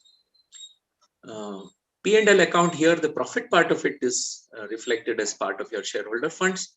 The losses are there on the other side of the balance sheet. It will come on your asset side, and that will be deducted from your tangible net worth. So this is your term liabilities from banks, from financial institutions, all your term liabilities, deferred payment credits which you are getting, which I told you could be backed by your deferred payment guarantees. Advances from dealers, long term, not short term. So this is your term liabilities, and then your current liabilities. This is where this is used for your working capital bank borrowing calculations. This is your existing bank borrowing level, and then you have other bank borrowings from others, your directors, from, if it were partners, then borrowings from partners. Short-term deposits from dealers, advance payments which you receive from dealers for purchasing your goods in case there are any. Creditors for goods, and then provisions for taxes, interest payables. This is a standard set of current liabilities. So this is your liability side, total done. Then you've got your asset side, which you need to fill up, and this is where your a little more attention you need to pay. Of course, fixed assets is less depreciation. Non-current assets, all these will be bifurcated and shown differently. When you have got investments in group companies and other companies, long-term loans and advances given by you, these cannot be treated to be financed by the bank. All this will be taken out for the purposes of assessment of working capital. Goodwill, of course, is also taken out later on. And profit and loss account losses. Then you've got the current assets. Here, the bifurcation is done for imported and indigenous, mainly because some of you would need imported, and imported, as you know, have different kind of storing requirements or ordering requirements. So therefore, it is good if you can bifurcate the two, imported and indigenous, because it will help you get the right amount of financing that you need for both of these. Works in progress or semi-finished goods, finished goods, stores and spares, debtors. Debtors is bifurcated here to export debtors and local debtors, each because they have got different characteristics. And more advantages, export debtors, you don't have to keep any margins. So as a promotion, export promotion, there is no margin requirement on export credit as far as your own contribution is concerned. When you work out net working capital, how much of money do you need to bring in to fund these total current assets, the working capital part, how much should be your share? In that, while calculating that, the export credit is left out for that purpose.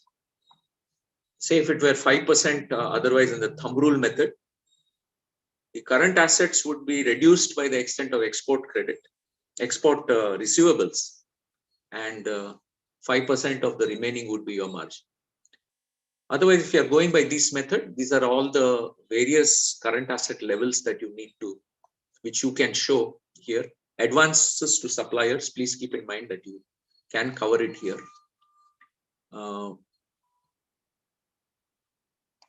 Yeah, then comes the indicators. Before we come to the actual assessment, indicators, what are the major indicators that we put in our proposals?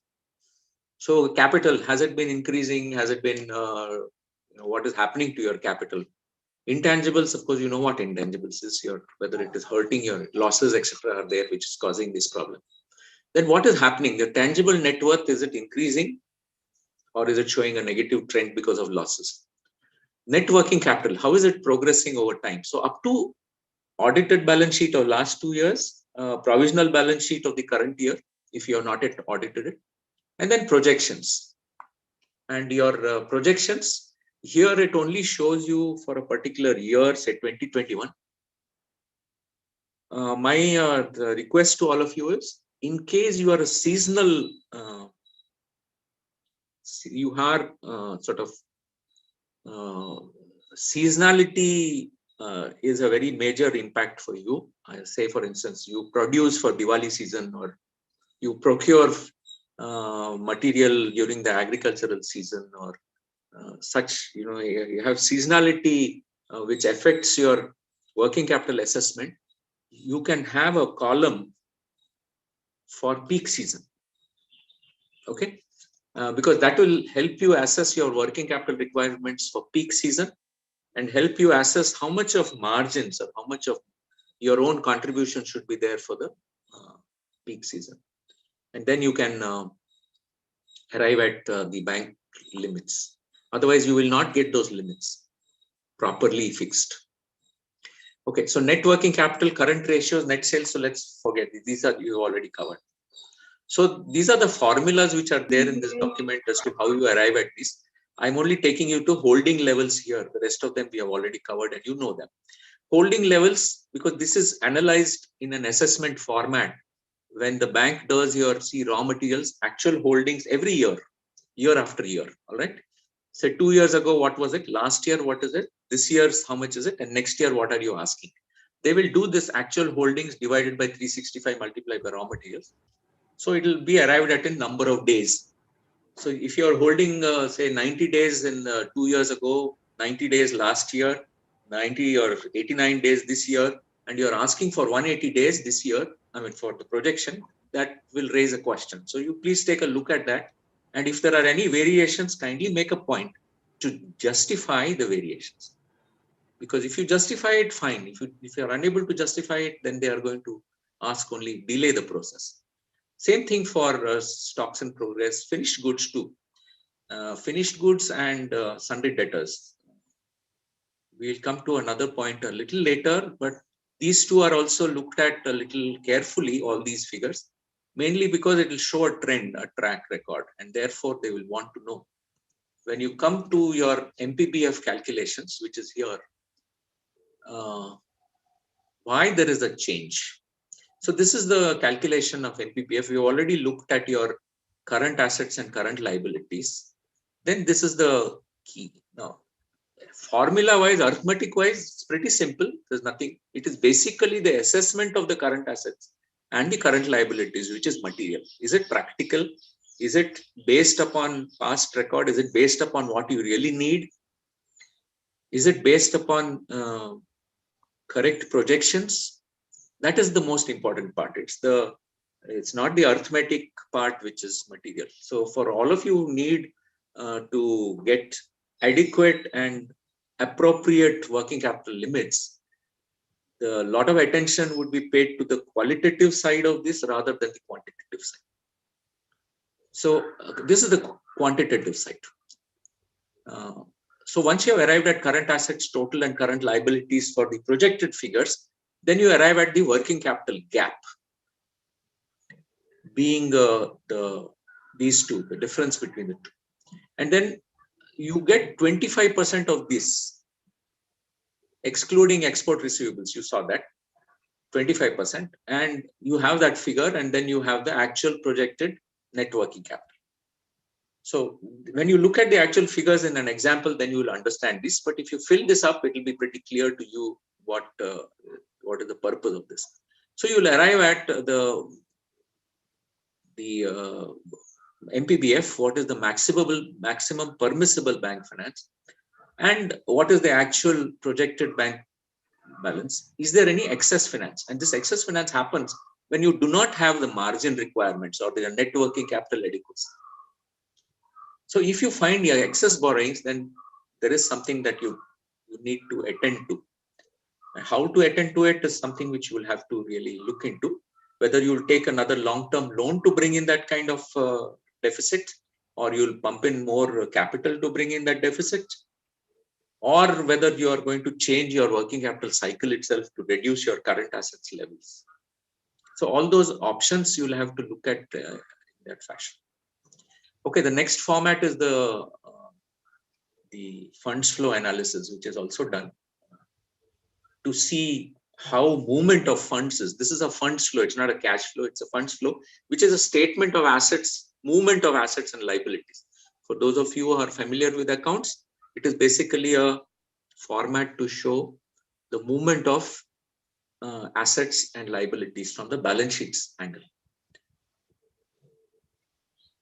And normally this is looked into to ensure that there is no, shall we say, utilization of short-term liabilities for long-term assets and such. So these are the uses and sources of funds, which is also part of a appraisal document like this. Then this is the turnover method, which I mentioned to you. How much is your turnover, a projected or accepted turnover? You do that, that's a turnover. Take 25%, simple. Minimum margin to be provided by the party is 5%. That's it. Bank finances such. If you've got a net working capital, if your actual margin is more than this 5%, the bank will give you less. If it is lesser than that what is required 5%, you'll have to bring in. So this is the methods, the formats which are used. I have put it down, and anybody who's interested can please make use of it. Feel free. So then comes the question of, between them, how do you fix the various specific limits, OCC limits, bills limits? How do you do that? So it's based on the turnover, how much is the figure, and then you take margins. Normally there are margins for raw materials, they take 25%. I'm talking thumb rules, mind you, 25% or 20%. For semi-finished goods, the margins are higher, because semi-finished goods, why these margins? Because that is hopefully, the banks think, at least they think, that in case of time of dire stress, when you have to sell this off, you may get 75% of what value there is. So 25% margin up. So semi-finished goods is things which nobody really buys just like that. So you increase the margin from 25% to 33, 1/3%, or 1/3, whatever. And finished goods might be slightly lesser if it is, of course. So this limits, based on that, the limits are fixed. Similarly for debtors, it could be 40% margin, which is shown here, or it could be different. Sometimes I told you export limits are fixed based on no margins. So OCC limits, bill limits, this is how the limits are fixed by the bank. This is where you will have to sit a little with the bank and make sure you get what you want. Because if you don't get what you want, between them, sublimits between, if it's a total limit and then you get sublimits which are not really what you need, better it is discussed properly and you get what you need. So this is a cash flow. This is slightly different from the other, which we saw, funds flow, but this is a cash flow used in operating and how it is. And this is the standard normally cash flows which you see at the end of a balance sheet of a company. So cash and equivalents at the beginning and cash and equivalents at the end. So this is how it ends. Now this is a regular cash flow. This is also part of a analysis method, and this is also used when you do a cash budget, cash flow. This is also part of a analysis. I think we have gone back to our echo now. I don't know how it's come. So yeah, I'll not take any longer of these comments. Nothing. But this is the format. So thank you for your patience on this one. So just give me 5 minutes. I'm going back to the presentation and I'll summarize and fix it. I mean, complete my thing. Then later on, whatever questions, if you have any, I will take them. But just give me a second until I stop sharing this and go to the other.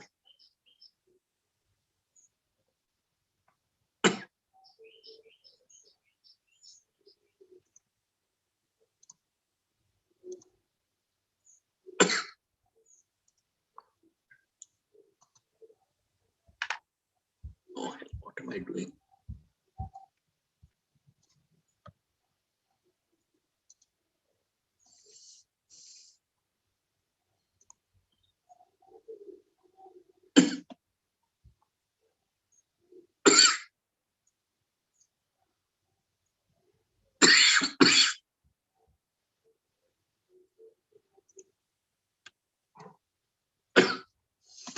Yeah, sorry about that.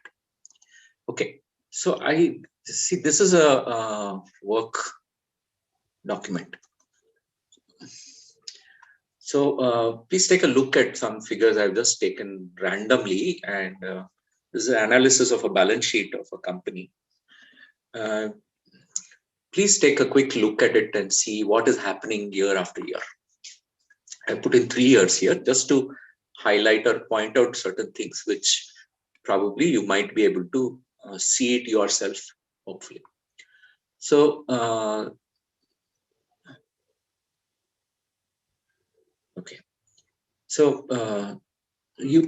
one thing, the profit and loss account, it looks that in 2019, the company has shown a loss. From a profit, it has gone to a loss. Between 2017 and 18, it's the incremental profit which it earned was very marginal, just 100 as compared to a 1100 opening.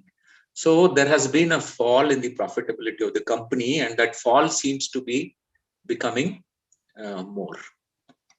Now, despite that, it looks that this company acquired in the year 2018, where its profit was only 100, acquired land and building. Land in this particular case, it acquired land because somebody offered a land next to its location, and a very good price they felt it'll come in handy for the future. So they acquired land here in this year and acquired land of 1,200 lakhs. Okay, there was no increase in the capital, and this is reserves, not resources. Nor was there any increase in the long-term liabilities. It paid its term loan regularly, 500, it did. No other increase in the term loan liabilities, but it bought this property. It also did one thing. To buy that property, they also had to invest in the partnership or whatever in order to acquire that property next door. So they made an investment from this company. They had to pay off that guy, let's put it that way, the owner. So what happened here? The fixed assets went up by 2,295 lakhs, and there was no backing of that, either from its capital nor from long-term liabilities. So where did the money come from?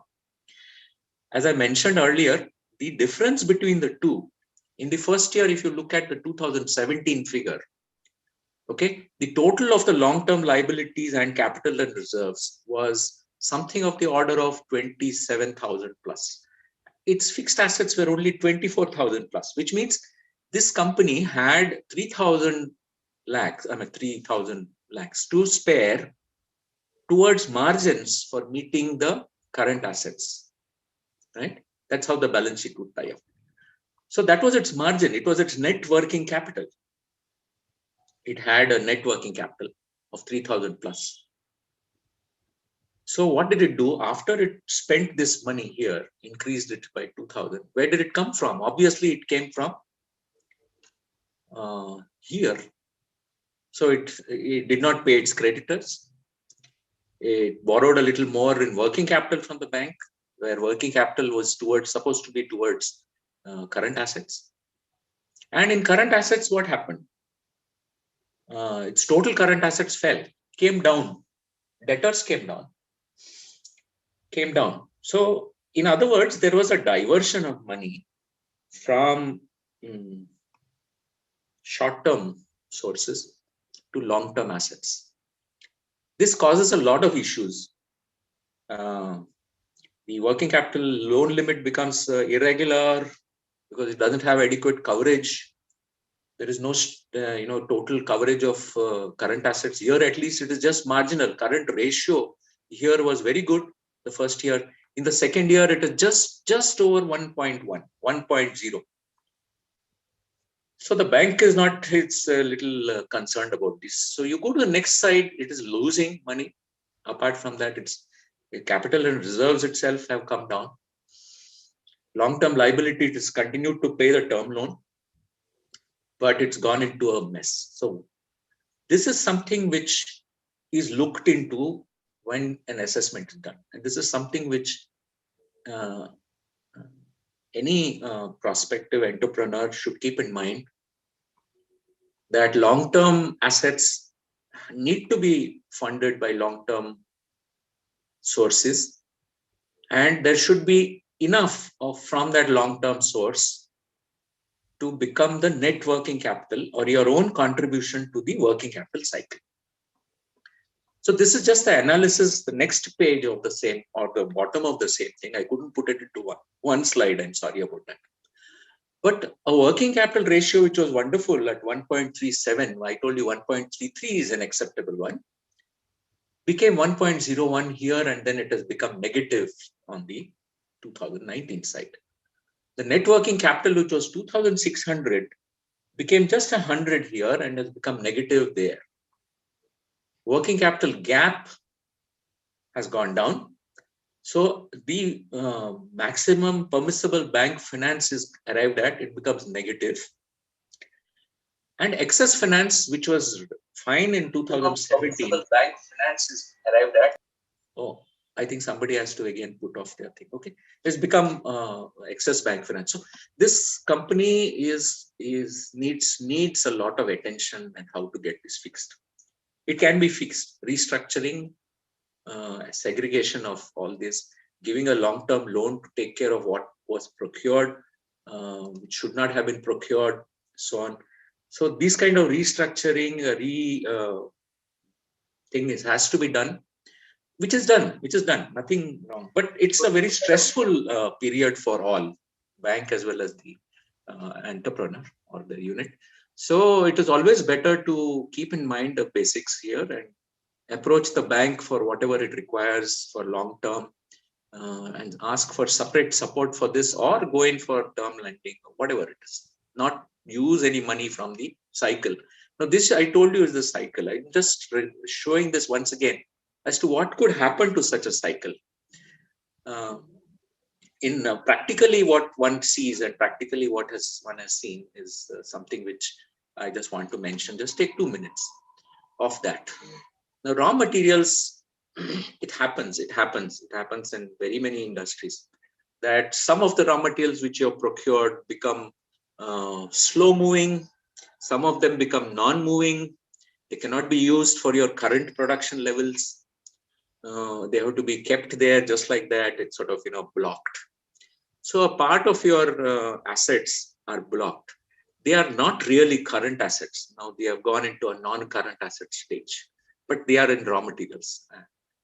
Works in progress, yes, while during the production process, you always produce maybe a little more than what you need, because you don't know at the finishing stage something could happen, so something could be remaining in works in progress.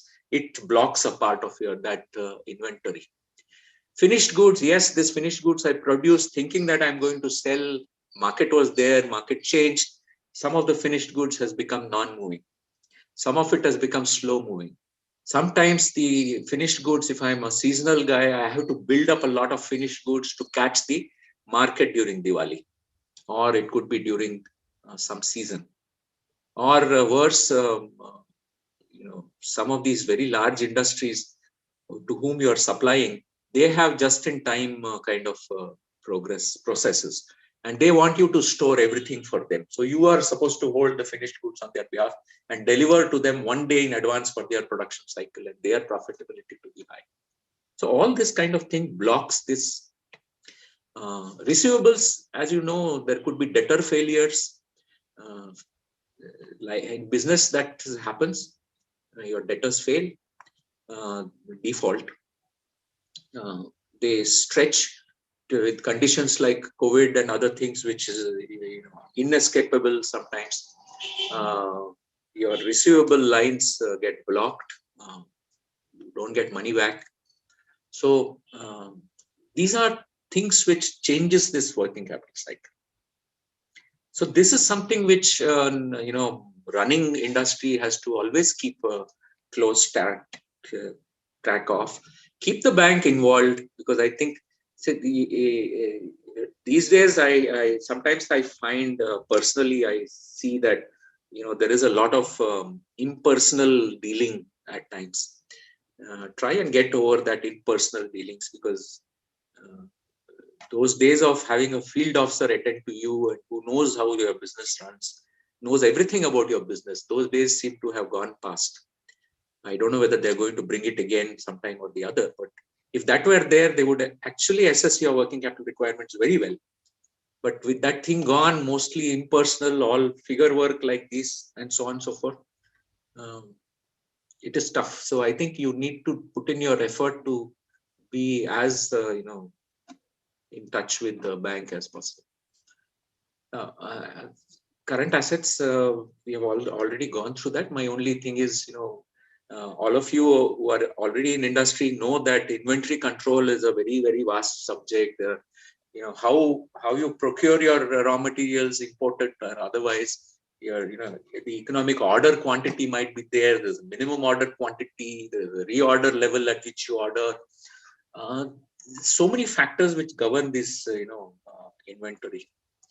Semi-finished goods, finished goods, stores, we just covered. Some of them could be slowly going into a different thing. How you get rid of it? Do you discount, sell it, or what do you do?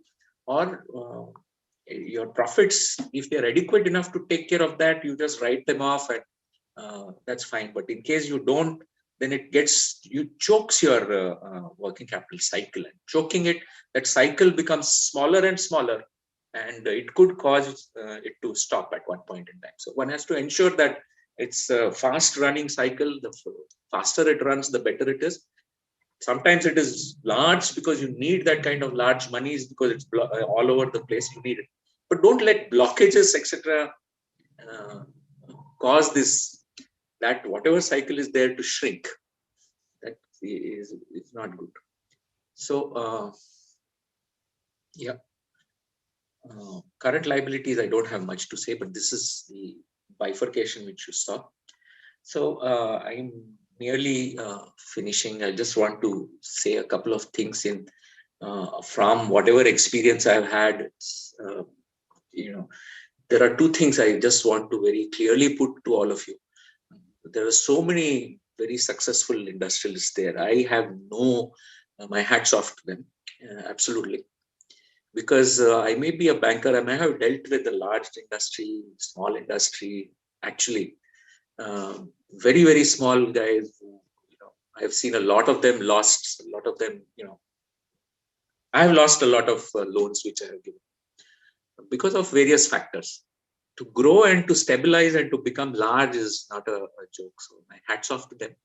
And from their experience, they might tell you much, much better of what is to be avoided. And but in EDPs and these entrepreneurial development programs which we used to conduct 40 years ago, when in consultancy cell, newbies used to come to see and talk. We used to say that for a startup, there are these 4 things which are required, all relating to God.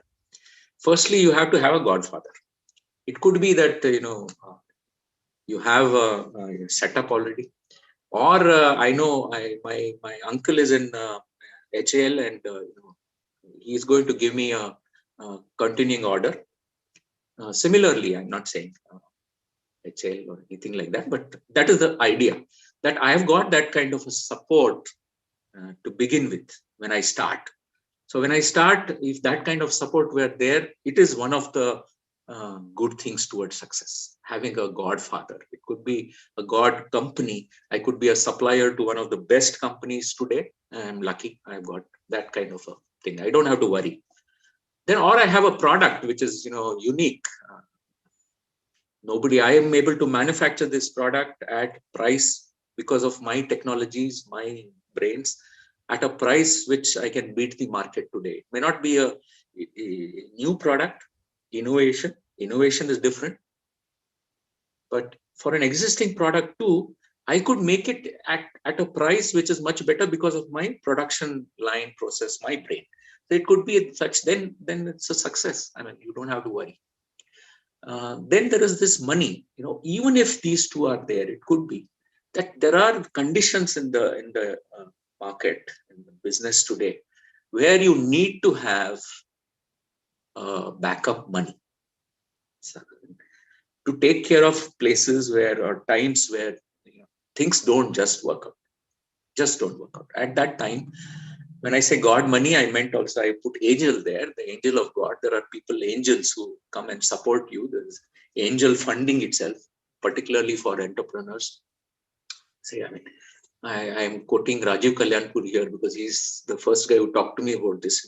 Catch hold of an angel like Rajiv Kalyanpur who's got big pockets, who will help you through that particular process. Yeah, maybe with a little share in ownership, because that is a risk. So that is something. Apart from this, one does need blessings, luck.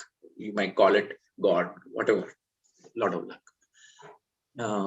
to become that level of success. I'm not trying to discourage people who are going to start business. I'm not at all discouraging you. Please do. But if you have these things, your chances are really good. On the other hand, okay, question I've asked is, have things changed? I was talking about 40 years ago. Have things changed? I'm not very sure. Maybe the entrepreneurs of today, who are successful ones, will tell you really if there's any change, whether what they have gone through, did it have any of this? Then you can then better you have a session with them. I've written Baniya style there, because I've dealt with a lot of Baniyas. I know we are talking about Amchis here. We are good people. Amchis are good people. We don't, most of the time, we don't think we are upright. We are good, upright people. Baniya style have written because we have dealt with so many Baniyas. At the time when things go bad, let me tell you, there is nothing that you can get out of a Baniya. Nothing. That is their style. If they have given, of course, there won't be any raw material left. Nothing. There won't be any receivables left. There won't be anything. Nothing that you can recover. What about the mortgage? Well, you give a mortgage. What about that mortgage? You think. And then you find that mortgage, there'll be 3 or at least minimum of 1 lawsuit against that mortgage from his relatives saying that he had no authority to mortgage it to the bank. We also had a share in that property. First of all, the entrepreneur himself will not give, or even if he gives, he'll give this kind. Everything will be transferred to his wife's name before anything bad happens. You can't go, when he goes bankrupt, you can't say that he transferred that property to his wife 6 months before he went bankrupt. It was a deliberate act, and that we want that thing for us. No way. He would have thought about it much in advance. Now, so what I'm trying to tell is, for those who want to start this kind of thing, business, startups, please do keep in mind that, there is loss at one side also. It could happen. So one has to be very careful on how you go about it. Please keep this at the back of your mind. I'm not the one to tell you exactly what you have to do, but I just mentioned these things so that you don't get into very deep trouble. And the last point I want to say is, please don't be put in a list of willful defaulter anyway, anytime. Don't put, because it'll just finish off anything that you won't be able to get to a bank anywhere, anytime. The list of willful defaulters, which is now circulated, all the credit information companies, all these credit investigation or information, CICs they call them. They have this list and it's circulated. Earlier, RBI used to do it. Now it's been given to the CICs, and your credit history will be so finished, it's very difficult. There's no way you will be able to get out of it. So this is what I wanted to cover. I don't know whether I have done any kind of justice, particularly, insofar as the very experienced entrepreneurs and the industrialist successful ones which we have. I'm really sorry if I have not been able to cover adequate what they had in mind. I'm open for questions. Dilip ma'am, first of all, that was really a masterly exposition of what is intrinsically quite a complex subject, and that you did it with also a limited time span. Really hats off to you. That speaks of your mastery. Thanks a lot. I'll throw it open to questions, but I just wanted to say to Rajir Kalyanpurani deep pockets mantana, Devan Tatastu modasle bobar. No. I think angel funding is something. Angel funding, because that is the first stage. Very precarious time where people who want to start need angel funding. Okay, and later on, of course, you become a corporate, and then you have venture capital. But that is after you've already set up to an extent. Venture capital is for growth and for putting it in the public listing and all that. And then finally, of course, you've got private equity, where for larger companies you want to reduce your stake, you want to make the company world thing. Then you've got private equity firms, Blackstone, etc., who will come in and do whatever you want to do. But these are the stages. What we are looking here is for the entrepreneur at that stage, and at that stage everybody is very vulnerable. I've seen, I told you personally, I've lost a lot of them. I feel bad. So this is what I do. And I would like to share that Praveen ma'am has some plans on the anvil, which will be shared as we go along for seed funding and other support systems. Yeah, I would rather be angel funding, not venture capital. Really, angel funding would be the most appropriate for. And our people, as I find, I have never been an entrepreneur, so I have great regards and great respect for those who have been, because the amount of risk that they take. No, we may take risks when we lend. Also, there is a risk attached, and particularly today's conditions, or even these conditions have been there for long. There are risks to the person himself, in the sense they'll say you missed this point and therefore it was there. Personal this thing happens in banks too. But then that risk is nothing compared to the risk which in an industrial takes, with your own equity. And there are times when maybe you have to forego the whole lot which you have put in, right? And you're left with not much. So at that time, that is the time when sometimes you have to think like a banya.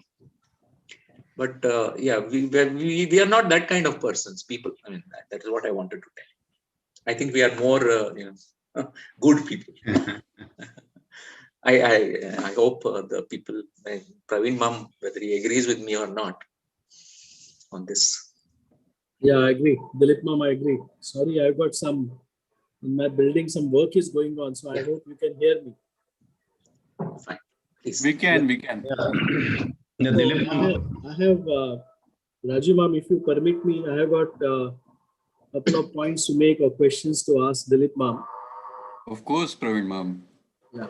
Okay. So sorry for the disturbance here.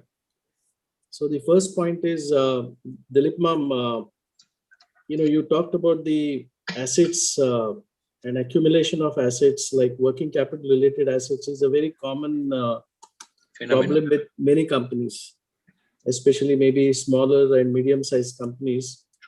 And one should really bring down the inventories and receivables under control. So that's very key important thing. So that's the first point. And I'll make 2-3 observations and then you can comment. So that's first point.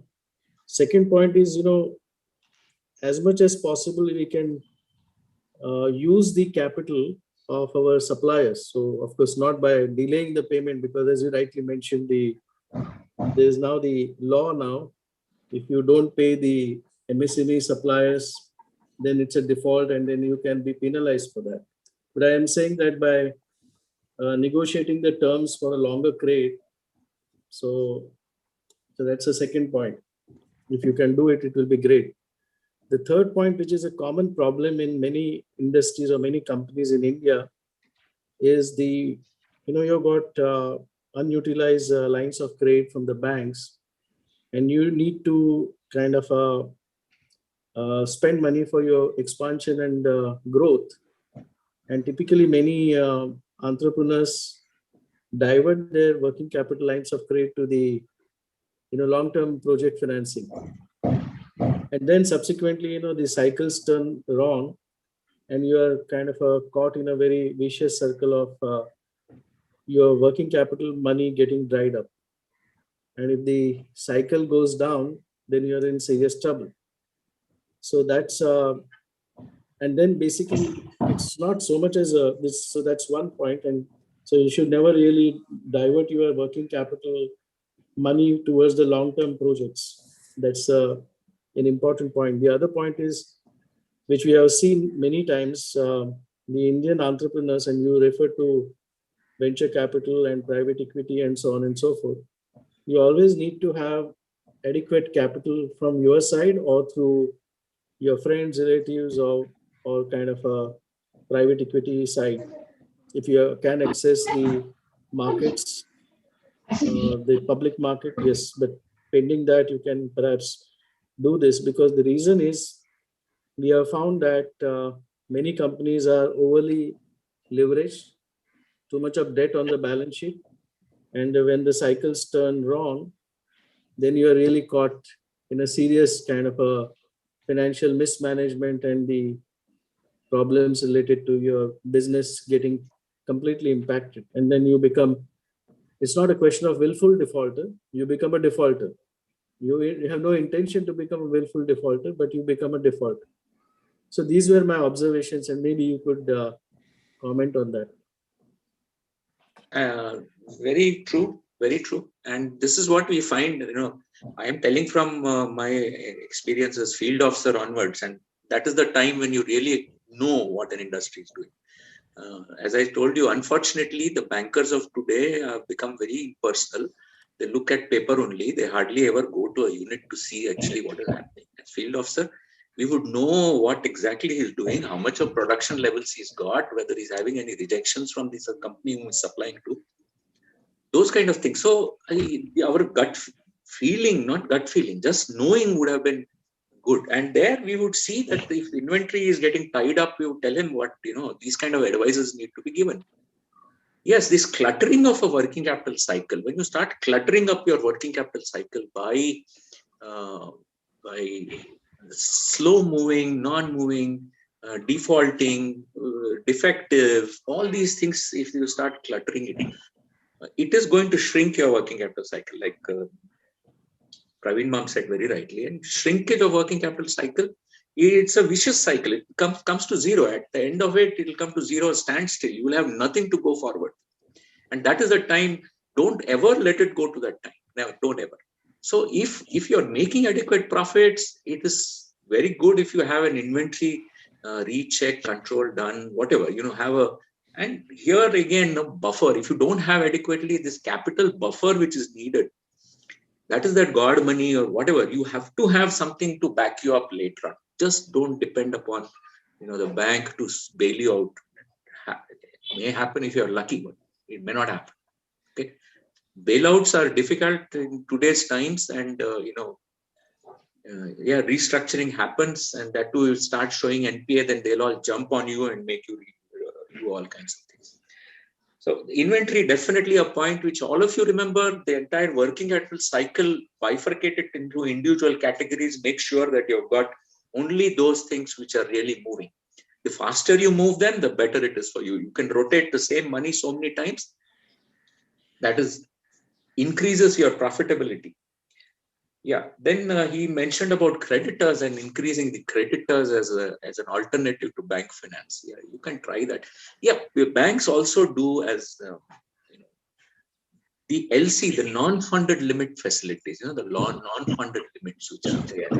If you can try and use them, in case you're not using them, you could use that, an LC, import LC facility. Now, there are ways or means of getting say if you're getting something from abroad, for instance, first is you have that LC, and thereafter you can have an arrangement with your bank to have that same credit extended abroad, so that you need to pay, that money will be used to pay the LC on due date, but then you need to pay much later. That is, it's getting your, say, State Bank of India might do it. They'll get one of their branches abroad to, extend credit on an LC. LC becomes due on 180 days, then those guys will pay off that 180 days thing and give you an extended credit. So those kind of things also do happen. Yes, you can use the LC as a facility to extend these credit lines. But using the SME, you also mentioned there's a limit, and for all companies, I think you are required to show in your balance sheet how much of outstanding SME credit is there, and how much you have exceeded that limit which the government has set. Diversion, yes, again, with that example which I showed you. Dilip, I'm sorry, I agree with you, and that's why I said negotiate the terms, get extended credit from the suppliers, even if they are MSME, but don't delay the payment. So on the due date, make the payment, because otherwise you are liable to pay the penalties as per the new provisions. Yes, true. And diversions, as I said again and again, repeat that example which I put up there, the balance sheet analysis of 3 years which I put up there, was done with the express intent of showing, don't divert. Okay, don't divert. Because it might be very tempting, because that chap next door is offering, he wants to give away, and you can do a good job later on your expansion programs, you can continue in his adjacent plot. Fine. I mean, the idea is good. Your basic business idea of expansion, I will go in, is absolutely wonderful. But do it properly with the right term lending support. Don't do it with money being taken from the working capital cycle, or from the other side also, from current liabilities side, which, so extent of pressure that you will have from those creditors for you to pay thereafter on due dates is going to be horrible. And creating an irregularity in the bank is not going to take you anywhere, working capital. So for a term loan, diversion into fixed assets or any such, please do it only with backed term liabilities or your capital, in case you're able to bring in that. So good points, Praveen ma'am. You have emphasized to people who want to do this in a proper way. The other point I would like to make, sorry, Rajiv ma'am, if you don't mind, is, and since you talked, Dilip ma'am, on the ratios and all of that, one of the important things to really look at is in terms of the free cash flow. There's an accounting profit. An accounting profit is always a misnomer. You can show a huge amount of profit, but your working capital is too high. You are spending a lot of money on the capital expenditure, either from working capital or from taking the term loans. But your profit generation in terms of free cash flow is either negative or not good, or very small. In fact, in many companies where we see the problem starting is again the same issue. You have huge working capital. Your turnover is of course growing, but turnover is growing because you give extended credit to your customers or dealers, and you spend a lot of money in terms of the capex or capital expenditure, but your revenue is not growing in the same proportion. So you need to really have at least 3 to 4 times of your fixed asset as your turnover. That should be the right ratio. And secondly, you need to generate free cash, which is basically after, just for the those who perhaps may not be aware, but those who are already aware, then maybe it is a repetition. You have your accounting profit.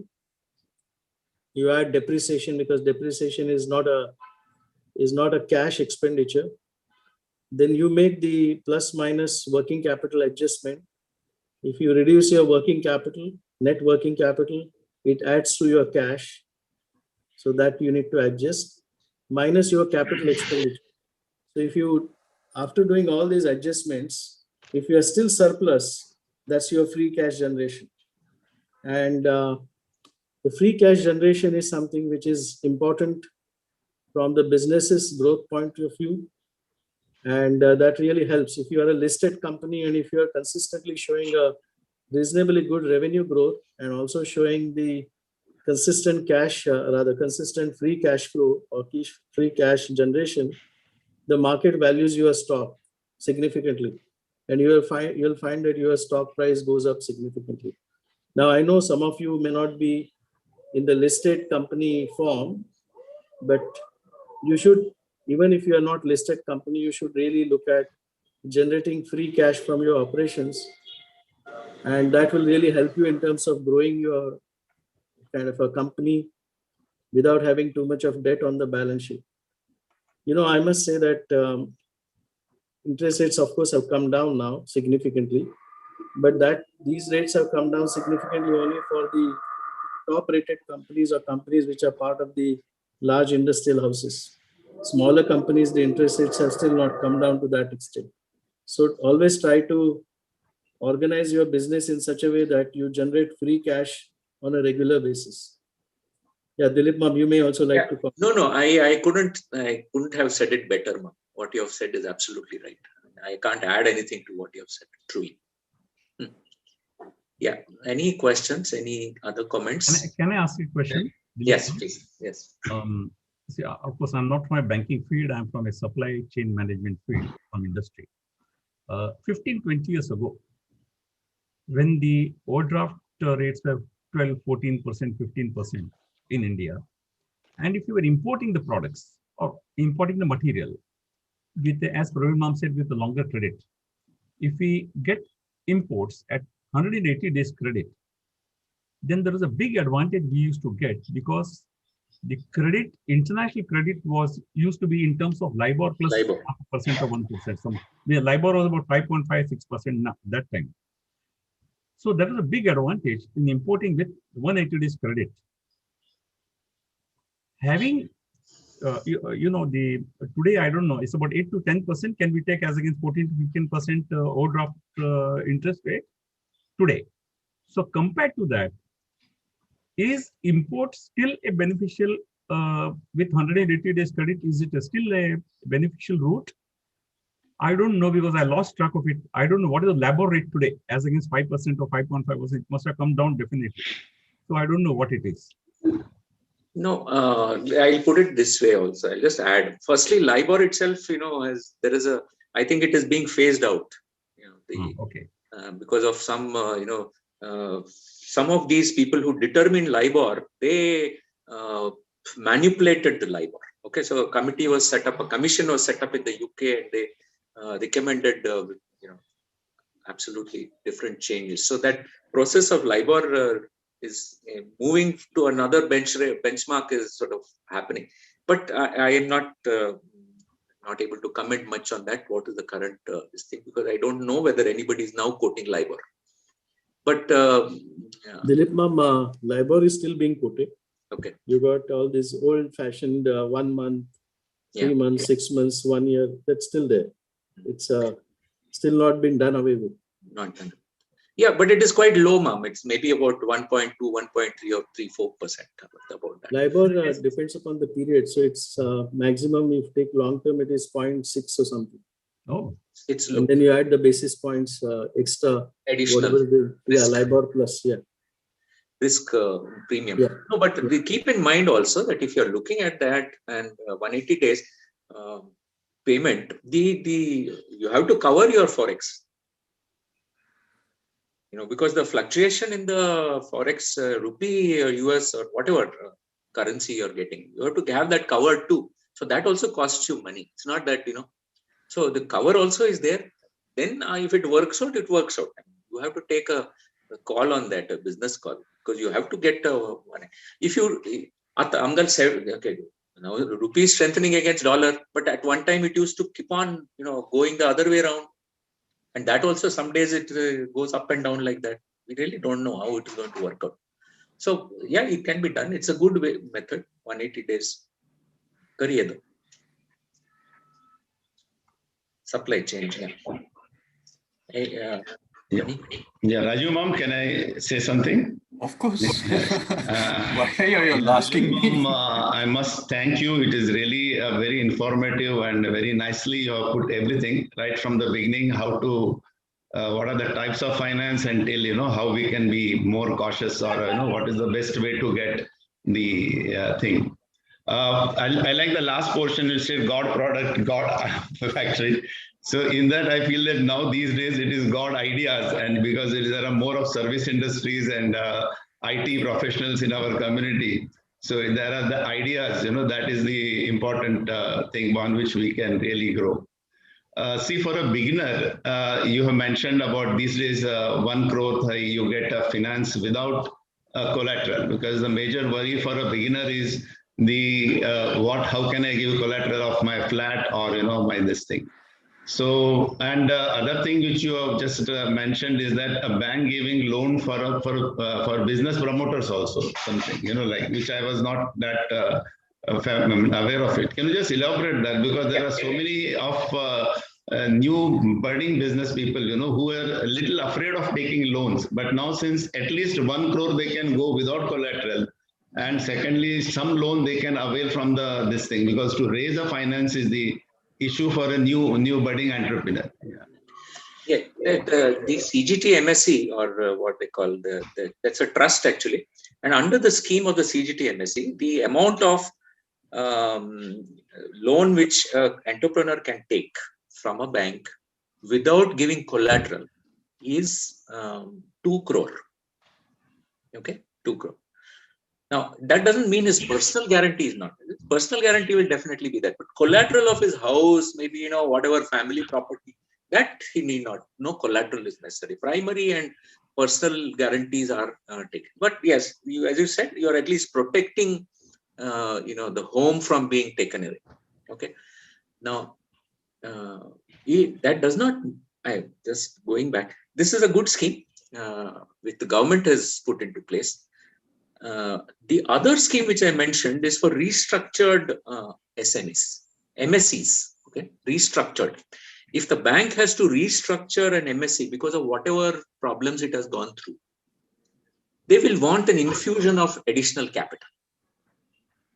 Okay, it is not for startup capital we are referring to. It is in a restructuring situation where there is a need to flow in additional capital for restarting the cycle. In such a case, that restructured debt, the scheme which I mentioned, comes into play. Okay, that is also given. It is given, that guarantee is given to a bank who will give a personal loan to the entrepreneur for putting as equity for that restructured package. So it's everything to do with the restructure. Okay, it's not an initial like a funding for a startup. Okay. Yeah, thank you.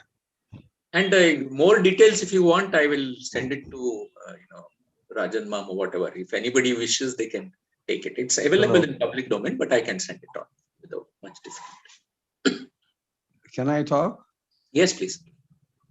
You are a good banker, and fortunately for me, I'm a small scale industry. We had taken care of all these things right in the beginning. We didn't take anybody's business out. We started our own line and we realized. So we get a good margin, and all our customers are top class. And we have told them that when you say 60 days, it is 60 days.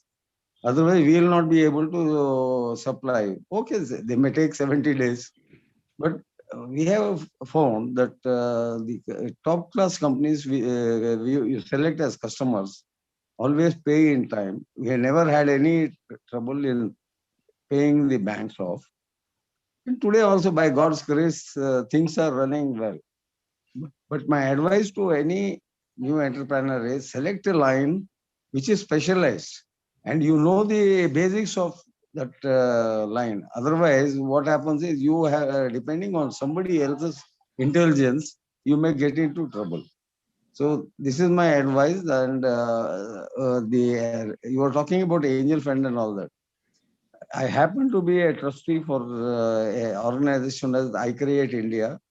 It was earlier started in USA by this thing. They're still connected with us. We help entrepreneurs in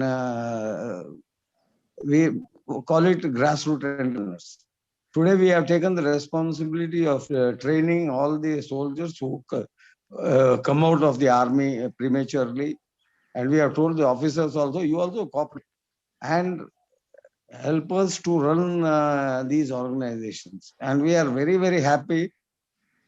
When a soul comes, let him not become a watchman in somebody's house. We want them to be an entrepreneur. And we have created over apart from the army guys, we have created over 5,000 and odd entrepreneurs so far. And they are all grassroots entrepreneurs. I would like to help any this help I can do. I'll be very glad to help. Thank you. Thank you. Ramanand ma'am, thank you very much. Ramanand ma'am is an experienced entrepreneur doing successfully. But keep in mind what Ramanand ma'am said is basically, if your product is good, you will be able to determine the market, ma'am. Okay. But until you reach that, until you reach that status where people are willing to pay you on time, etc., it means you got a product which is in demand, it's needed. All of them don't have, everybody does not have the same amount of, what shall I say, experience or luck that sometimes you have to take a drastic decision. We were supplying to a lot of automobile ancillary suppliers. We found that every year they would come to you and say, reduce the price. Without compromising the quality, I said no. My son Shivanand said, we will not compromise on the quality. We sent back their tools, which they had paid for, and we said bye-bye. From so and so date, we are not supplying because I don't want to cheat you. Today, the customers we are having, they are happy because we don't cheat them on quality, and we tell them, please don't cheat us on payments. That's all. Thank you. Dilip ma'am, please unmute yourself. Okay. No, Rajiv ma'am, I think you should have for at least entrepreneurs or wanting to be entrepreneurs, it's good if you will have a session with all the experienced industrialists here. I think they should be able to guide them much, much better than a banker would guide them. I think, honestly, because their experience and what they have gone through is really, something worth it. Okay. Yeah. Any further questions, please, on that? Yeah, I had a couple of questions. Avinash Nempalli here. First of all, you mentioned about this 10 lakh loan which is given to MSME. I suppose you are talking about the Mudra loan here. What I have been told is that though banks are supposed to provide these loans, they are often very reluctant to do so. So my question number one is, what is the best approach in getting these loans? My question number two is, in the loan policy, you mentioned that there is a CIBIL record that banks refer to. Now, if any individual or any company is approaching multiple banks for, say, loan to get the best interest rate or whatever, so does that affect the credit score? Does it get recorded in the CIBIL records, and does it affect the credit score? If yes, then what is the best approach? Okay, let me answer the first questions first. I mentioned about the 10 lakhs, and that is in the master direction of the Reserve Bank of India. As a circular, it is on the RBI's website. If you wish to quote from it, it is available. It's called Master Direction on Financing of MSME. And in that, it says that mandatorily no bank can take collateral security for limits up to 10 lakhs. Okay. They recommend that for experience, based upon your experience and past record, you can increase the amount to 25. But 10 lakhs is mandatory. you can please check that. And if there is any issue, you can please talk to the bank, talk to Reserve Bank. There's an ombudsman, whatever you can do. But that is on the RBI website. You can have a look at it. The second part which I was referring to, CIBIL to Mantasan. See, there are two parts. One is the personal score of an individual, right? Which you get personal to. And for that, there are very many agencies like, TransUnion CIBIL, which you get your score, 800 out of such and such and so on and so forth. CRISIL does it, your Equifax, Experian, all these are individual credit scores. Yes, in that, as far as I know, because this used to happen way back when I was in the US too.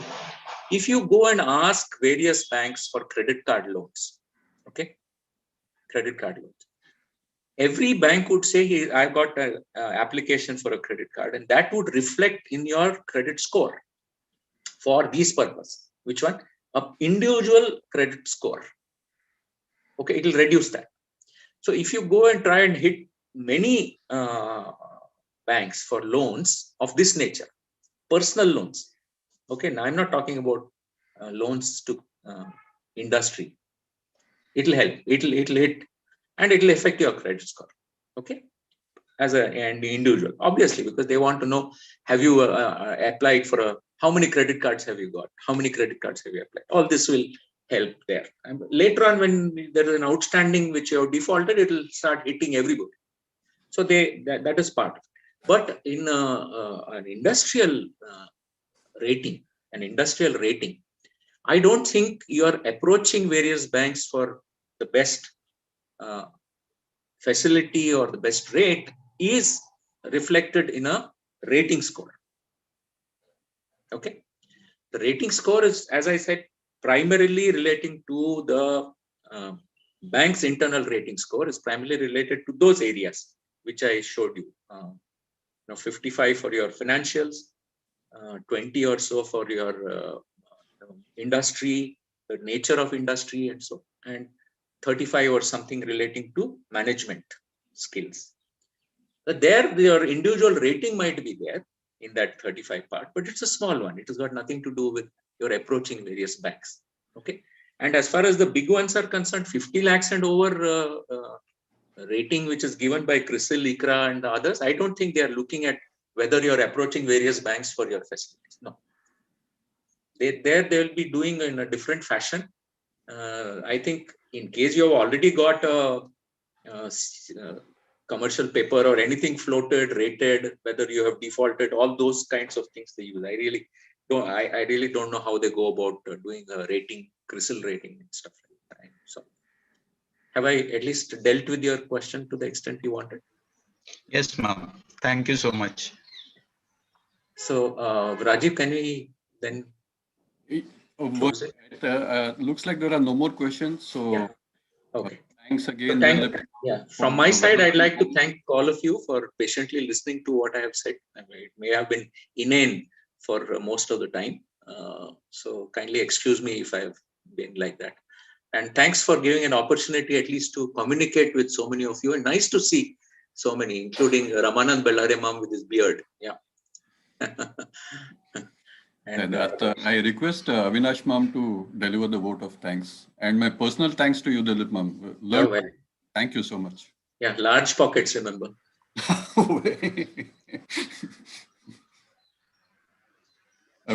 Okay, Jai Shankar to all. First of all, I would like to thank Dilip Mavan Kurve Ma'am for the wonderful and insightful session that we had today. I am sure all of us have benefited out of it. Secondly, I would like to thank KSA, especially its office bearers, Praveen Ma'am, Kishore Ma'am, and Kambatkon Ma'am, who have been here to attend this session. And thanks to KSA for being instrumental in arranging this session on behalf of CSN platform for all the entrepreneurs. And we look forward to have many such informative sessions in the future. And lastly, I would like to thank all of you who have attended this session on a Sunday morning and made this grand success. We hope that these programs that KSA CSN is arranging will be henceforth also will get such good participation, and people will participate in large numbers. Thank you so much. May I call upon Kishan Chandavarkar ma'am for the Samapti? Yeah, I would just like to come in for half a minute here. I felt I should mention that Rajan Kalyanpur Mamu, though he's not really of this background, he's done a humongous lot of work to pick up new technologies, and the entire management of this Zoom meeting. He has done wonderful work. Yes. Sorry, I missed his name. No, Rajan Kalyanpur ma'am definitely deserves a mention in my vote of thanks. Sorry, I skipped his No, name. nothing. Rajivan. Huh. Gautam. Why? Yeah. Just in passing, there is a book by Suresh Havre of Havre Builders called "Doing Business Without Your Money." I think the entrepreneurs would be, could probably find it a bit useful, especially when our own money is not involved. I just found out that it's available in English also. Great. Book a copy for me. I need it. Sure. Thank you. So, Kishan ma'am, can you?